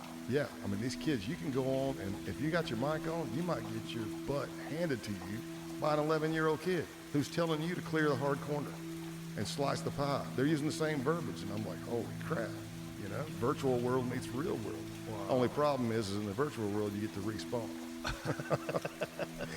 Not so much in the real world, you know? I'm gonna respawn now. But yeah, he let it, and they were shooting fast and accurate. It wasn't the best, there were mistakes, but I was impressed with how safe they were, the two guys running it, TMB and Pestilence, because that was a concern for me. Like if you could see the aerial footage, like when we first go out there and they're shooting, I'm way back behind them because I'm like, I don't know how these people are with guns. Right. I've seen plenty of bad shooters do some stupid things on the line. And then we start working like that. So I start gaining their trust, do a couple of blots, hikes, drinking, rucking, whatever. And then it starts, we're finding out a little bit more, not necessarily anything criminal, except for the fact that there was a Canadian who was part of their, basically, it would be like their National Guard, but he got doxxed. And for the listeners that don't know, doxing basically is being outed. So a lot of these accelerationist groups are big on putting up flyers and stickers. They go by and they slap up stickers everywhere. Join the save your race, join the base with a QR code. You scan that QR code, it takes you right to BitChute to a video of us, of a propaganda recruitment video we filmed in Georgia. Wow. Of us shooting and everything. And so there's one in Canada. He yells at his band. It's such a weird.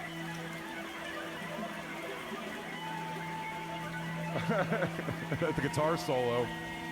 He doesn't know how to play the guitar, That's so crazy. but he just does a solo. How can you do a guitar solo if you don't know how to play a guitar? Does he actually not know how to play a guitar? Like, do you know how to play? No, but you don't have to know how to play to know he does not know how to play. I could do what he's doing for sure. But then here's what he did. I don't know what the trickleback is, but I said after that was going viral, the guitar, I was like, why doesn't this guy just come out and say like if he's kind of like, no, I get it. I get the joke too. Like, then he kind of like puts people in there, stops them in their tracks. And then he kind of did that. He goes, of course it's the worst guitar solo ever. Of course. That's why I'm doing it. Like, it's funny. And it's like, nah. And Fred Durst came out to watch him do it to prove he was doing it. Because Fred Durst is smart, like Howard Stern. He makes him think he's his friend. But he's a way bigger enemy than I could ever be to him. Because he's going like, dude, go make an ass of yourself in front of all these people. He's a young star guy that grew up to become a man, and they're all weird. There's no way you could be a star at 6 years old and come out normal. You don't have a normal life. It's impossible. Is there nobody? I don't think there's one. Everyone that I've met, I mean, there's some really talented people like Miley Cyrus and people that were childhood stars that are cool to talk to, but they struggle. It's a struggle. All of them struggle. Everybody struggles. Like Punky Brewster's probably fine right now. I don't know. I don't even know what that is. Punky Brewster? You don't remember that show? I don't remember. So Leo Moon Fry, she had the biggest titties when we were kids. Yeah, that's right. She made a great documentary a few years back. That's right. But didn't she became like a mom and got out of the business? Yeah, you can do that. But if you want, you're saying if you're still clamoring for the fame. Yeah. But I don't know how many people came out of the fame as a young person and were fine. But the people that stay and keep doing it, they're not fine. Most of them. I mean, maybe there's a few. I mean, I'm not saying it's impossible to do, but I'm saying the challenge of becoming a normal person with like a normal view of the world when, you're getting doted on when you're 6. Yeah. And you're the money maker in the house when you're a little kid, like your parents stop working to manage you, like that kind of shit. Like those Carter kids. I mean, that's So brutal. many. That Aaron Carter kid was lost. He was doing gay porn at the end. Not gay porn, but like gay, like cam stuff. Oh, really? Yeah. Just whacking off on camera Didn't with face he tattoos. have like a boxing match against Lamar Odom? Supposed to. I don't know if it ever ended up happening. I think they did. And it's so crazy because he's like this skinny guy with like not a muscle on his body. And Lamar Odom used to play for the NBA. Isn't that true? They did have it, yeah. It did happen? Yeah, Lamar just beats the brakes on him. Well, you have to assume. He's a former professional athlete. The fact that Chuck Liddell is the fucking, look at the size difference. This is so crazy. Look at him. He's trying to punch him. Aaron Carter's, he's letting him hit him. He just kind of, he touches him once. He's like letting him hit him. Oh, man. It's Also, sad, it's sad to watch. It's big almost like you look like, oh, there you hit him with the left hand. What's really sad Oh. about it Oh, is it's people is it's not just people watching you fight that wigs me out so much. It's that there's something that knowing how to fight and the form of what you're doing looking any kind of good, especially if you're street fights. I mean, when they devolve into like men swinging like this, you're like, oh man, we really all suck at the end of the day at this. Like, it's so hard to keep like a fighter's composure on a street fight. Especially if shit's going down. Yeah, unless you do it all the time. I remember watching these two guys fight in front of the Comedy Store, and it was across the street when the House of Blues was over there. So it was right in front in the parking lot. These guys start yelling at each other and blah blah blah, and they get out like almost in traffic. They're like on the sidewalk, like right where the street tumbles out, and I see these two guys facing off, and I see the white guy. There's like a white guy and this looks like an out of shape African American fella. And the white guy starts swinging with it, almost like with his eyes closed. And then the bus goes in between them so I can't see them. And then as the bus goes back, the white guy's out Unconscious. cold, flat on his back, spread eagle, and the black guy's already running away. He's out cold. They were just squabbling in front, and I don't remember how it was. I just remember this. I remember this, and then the bus. And then out cold. Do you have to deal with, because I mean, I know from like when Lewis was working with Bizbing and stuff, and he'd go to Vegas, he'd be like, they were all surprised at how many drunk guys at the casino try to like give him shit. Oh, there's a bunch of idiots. I was like, do people come to you all the time? It's like, you know karate for real, dude, No. kind of thing? If you hang out with enough drunks long enough, someone will. Just avoid those areas. Yeah. It's drunk people. But if you're one of them and you're hanging out and you're drinking with people, yeah, there's a bunch. These people used to get stupid with Chuck Liddell when Chuck Liddell was the light heavyweight champion. He was the scariest fucking human on the planet. And people would get stupid with him. They're on coke. They don't know what they're doing. They're out of their fucking You minds. think you could win that fight? Like, People are probably gacked can't. up, fucked up. They're crazy anyway. They're schizophrenic. There's so many nuts out there in this world. The most thing about fighting too is endurance. That's what most people don't have in any kind of fight. If it's not over in 30 seconds, everyone's holding each other. Yeah. One of my favorite things I watch a lot of like body cam crime shit on YouTube. And there's one, it's a Key West, it's a couple. The guy's hammered. He's got money for sure, this guy. He's just trying to, like, you know, pay his bill with a library card or something, where he's like, he doesn't know what's going on. And he's barking at the staff, and then someone on the staff pushes his face, and then breaks into this melee, but it's, you know, 50-something-year-old white people getting into a fight, and one guy gets him in a side headlock, useless, and then they both sort of fall down, the husband and this guy who intervenes, and the guy who intervenes eventually puts his, like, legs, you know, puts in his hooks, basically, but does nothing. Doesn't choke the guy out, nothing. They're just kind of sitting there, two old, exhausted guys. 10 minutes later, at least, they get up and they kind of have like the, you're a pussy kind of thing, and they leave. Then it cuts back to the cops outside, and they want to talk to the guy who intervened. Not mad at him, they just want to get his side of the story, what happened. And this guy is just an old man, and the cops are questioning him, and they start to lose their patience because he just wants to keep telling his hero story. He just watched what happened. Just two old men holding each other on the ground. He goes, guy came out of nowhere and punched me, and I grew up doing this shit, man. So, you know, I told the guy, I go, you got two ways this can go tonight, man. Like, no. He goes, you could knock it off, or I could beat the fuck out of you. He's telling this to the cops? Yeah, you might be able to find it. We're very classy. Body cam, we're very classy people. Maybe, hopefully you could find it. But it's, but when he's telling the cop, then he goes, he's like, I told him I could beat the fuck out. He goes, all right, so then you were able to, like, subdue him? He's like, yeah. He goes, I took him down, and I'm like, he goes, I don't want a problem with you. And I go, you want no parts of what I'm about to bring to you, my man. And it's all this, none of this happened. You just watched the video where he just grabbed them, they flopped on the ground and laid there exhausted for 10 minutes while the lady screams. It's nothing, and it's just like, just a guy talking with that belief. Yep. That's it? So this is the video. Let me see some action. So that's just them getting on the ground, and he just Give puts me some his hooks. volume. Will we get in trouble? Will we lose the YouTube rights? What happens? Step All right. over, Okay, don't give me any volume then. So that's them. You can always fast forward. Yeah, they just stay there, and eventually get up and have Okay. like the hands on each other. Yeah, they're up. No, wait. No. It's right after the video. But of we're the not going to fight. be able to play it. Oh, you can't play the audio? No, they'll fucking get us on YouTube. If you're commenting on it, it's commentary. Are you allowed to? It depends. It's It's, literally. yeah, we're talking. It's this guy. Yeah, well, big jumped out of nowhere, giving shit to the employees, and I just hate knock it up right here. Yeah. Okay, so were you the first one to go ahead and grab the Chinese? Well, no, I was probably the first guy. These guys fucking with the waitresses. Dude, what are you doing? The guy fucking punched me. I said, dude, you don't want to get into this with me. I grew up doing this shit. I said, don't do it. I drugged him to the ground. I said, you got two options. Either stop or I'm going to beat the living fuck out of you. Okay. So I said, that's how it's going to go. And he said, I don't want a problem with you. I said, you want nothing to do with what I'm going to bring to you.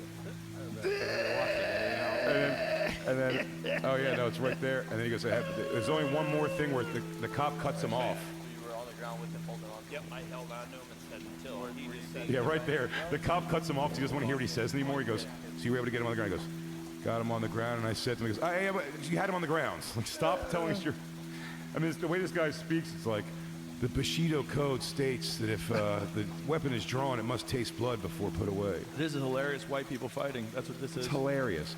And it goes nowhere. Where no one's going on the ground. What's going on? This is a lie. Oh, here now they're on the ground. But he's like, I drug him on the ground. Really, the husband drags him on the ground, technically. Yeah, it's a disaster. But telling us that my friend Justin Silver used to have my favorite joke about that kind of personality, though. He's like, because I'm a liar, because I lie about everything. And he was like, I'm the guy who, like, you know, gets into a situation with somebody in the street, and then I don't do anything, and then I go home, shadow box, and call my friends and tell them all the things that I wish I did, like it actually happened. And his line was, if I did all the things I told my friends I did, my name would be Indiana Bon Jovi Balboa. When you're a kid and you have a situation like that happen, the rest of the day you play it in your head like what I should have said. Oh, man, yeah. I wish I had another chance. I would have said, well, fuck you, because this, Oh, it's the Remember worst. those? And when it goes away, yeah. those internal dialogue things, like for the rest of the day, what should I have said? And you like plot it out, plan it, scheme. I'll find him again one day. One day I'm gonna tell I'll find that asshole. I've done dumb things, though, where it's like, I don't even know, with no real trained preparation for any of these situations, but like, I always had a car, and when you're younger and have a car, it's destroying you financially, usually, like at how much it costs to have a car. So it means a lot to you, no matter how shitty it is. So when people would fucking hit my car, so New York's a big thing with that, you know, like, you stop short, and a pedestrian just, like, you know, slaps the front of your car or something. Dude, to this day, I would get irate by that. to this day, I think about one guy. I had a little Honda CRX, and I was driving in New York, and I was making my way to this intersection, and I got stuck in between lights, and then people started walking, and I tried to find, like, some space where I could not be in the intersection. And there was a nice gap, and so this guy wasn't close to the car, so I started moving forward, and he whacks my fucking car with the briefcase, and I was like, I'm gonna pull over, I'm gonna put this guy in the hospital.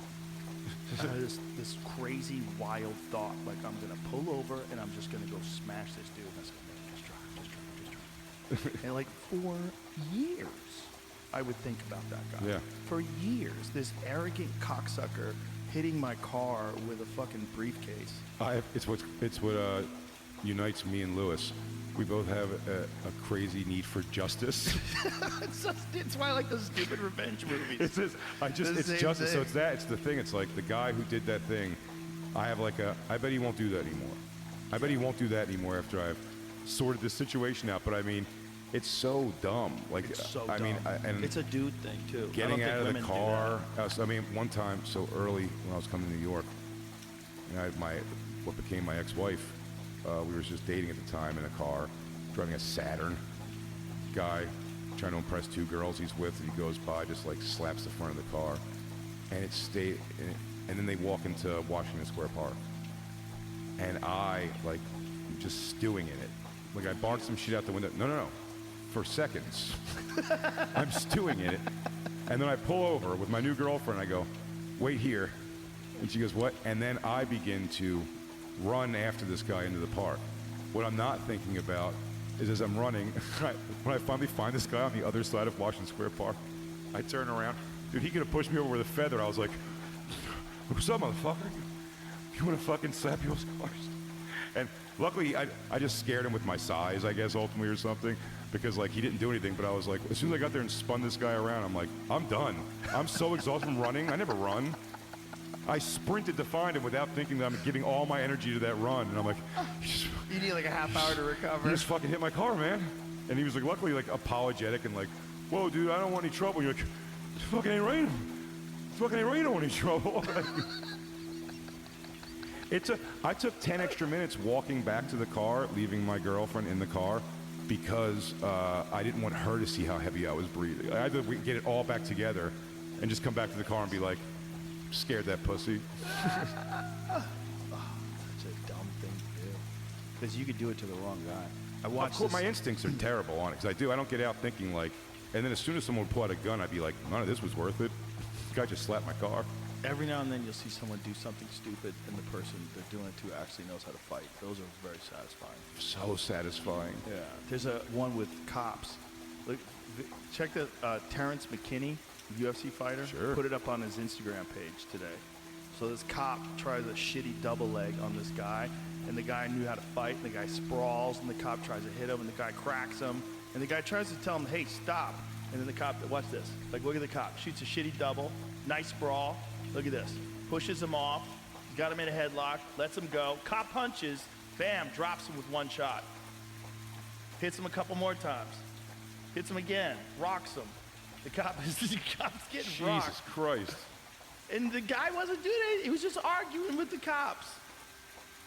I don't know if that is a cop. Is that a cop? It's some kind of like Some security. something. He's got a badge. And he's wearing white gloves, gloves. too. The gloves are... Look, he gets his dukes up. Like, There's both of them, he had some training, but he massively overestimated his ability. Like, look at this shitty double leg. Let me see show me that shitty double leg again. Watch this shitty double leg. Look at that. Terrible. No drive at all. Scared of the concrete, so he's trying to double leg without his knees going to the ground. He doesn't want to really drive forward.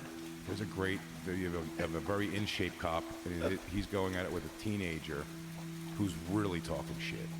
And he's like a wiggery kid doing like a, yo, man, take off that badge, you know what's up? Take off that badge, take off the vest, boy, you know what's up? And he just keeps going to him, and the cop's eventually like, hey, you keep balling up your fists, man. Like, what are you doing? Just relax. Like, what are you doing here? I'm just seeing who everybody is, you know? He's like, yeah, you know what's up, pussy, take that badge. And when he gets in his face one time, he just grabs him by the shoulders, puts his foot behind him, places him on the concrete. And how fast the kid's like, oh, okay, whoa, we got a little nuts back there, huh? I saw that one. Yeah, That's those a are goodie. fun. Well, kids are And so fat women getting tasered, that's my other favorite thing. I bet that young man was under 25. Oh, no doubt. His brain was mush. No doubt. But it is funny when they have to come back and they go, I was being crazy back there. That's why they send those young boys out to war. Because they're all fucking piss and vinegar. All piss and vinegar with a non-fully deformed brain. Yeah. Non-fully formed brain. They just fucking I'll take do that this. gun and here's some meth. Let's fucking go. There was a guy in the audience last night. We did Story Wars at Mothership, and there was a guy in the front who wears a brace around his body. Like, we asked him why. Stabbed in Afghanistan, hand-to-hand combat. It was a gunfight, and it ended up being hand-to-hand combat. He said he knocked the guy down, didn't confirm that he was out, and then when he took his tension away, the guy reached up and said, stabbed him right in the fucking chest, basically. It's pretty wild. And we were like, and we're looking at this guy, we go, in Afghanistan, he was 18. He was 18. Wow. And I think he said the 16-year-old was the kid who stabbed him was 16. Jesus Christ. Such a wild thing. It's intense. It's a little too intense. Don't get in fights, kids. That's our message, right? If you can avoid it. Absolutely. I've avoided all of them. I got into a road rage thing where I knocked a guy out. He wasn't very big, and I basically got out of the car, and he was right away, didn't want to do anything, and I mushed his face. He was drunk, and I kept mushing his face until he would throw a drunken punch. And then I hit him, and I caught him. Only time in a fight in my life where I caught him first shot, and he literally folded on the ground. And then I got in my car, drove away with my current girlfriend, Christine, and when we got like a few blocks away, my adrenaline started going down, and I was like, and so jokingly almost, I just look at her and I kissed my bicep, like one shot, and she was like really pissed, like she didn't think it was funny or anything, and I was like, but it wasn't even like kind of hot that I just knocked that guy out one shot, and she was like, no, like what if you killed him? Like his head bounced off the ground, like what, it's all for what? And I was like, yeah, that's a great point, I guess. It's a real good Oh my God, what a great fucking point. Because I'm walking away from that like, hey, I didn't even get touched, and I got sweet, beautiful justice, the way I'm always searching for. And she was like, no, what if you killed him? And I'm like, yeah, there is a point there I for often sure. think about that with that Go guy. about in front of yourself the getting Comedy killed. Store. What if you kill somebody? Oh yeah, for sure. Yeah, you never punch somebody in the face on the concrete if you can. Like a good trained fighter probably punch in the body, Yeah. just because they don't want to go to jail forever. One of Kevin James' friends went to jail for like 7 years. He was a bouncer at a nightclub in Long Island. Knocked the guy out, guy falls, hits his head, dies. Happens. Yeah, but didn't Harry Houdini get killed from a gut shot? Something like that. Yeah, like a punch to the stomach. He died Yeah. days later. Yeah. It was like an organ busted. You never think about that. You want to give everything you got to a face punch, and then you're like, boy, I sure hope I don't blind him forever. These are all things could happen. All things that can happen. All right, Jay. I love you to death. Let's wrap this bitch up. Can I plug Yeah, please do. my stuff? My first half double crowd work special. Let's go. Them is currently out. Second half they is coming up 420.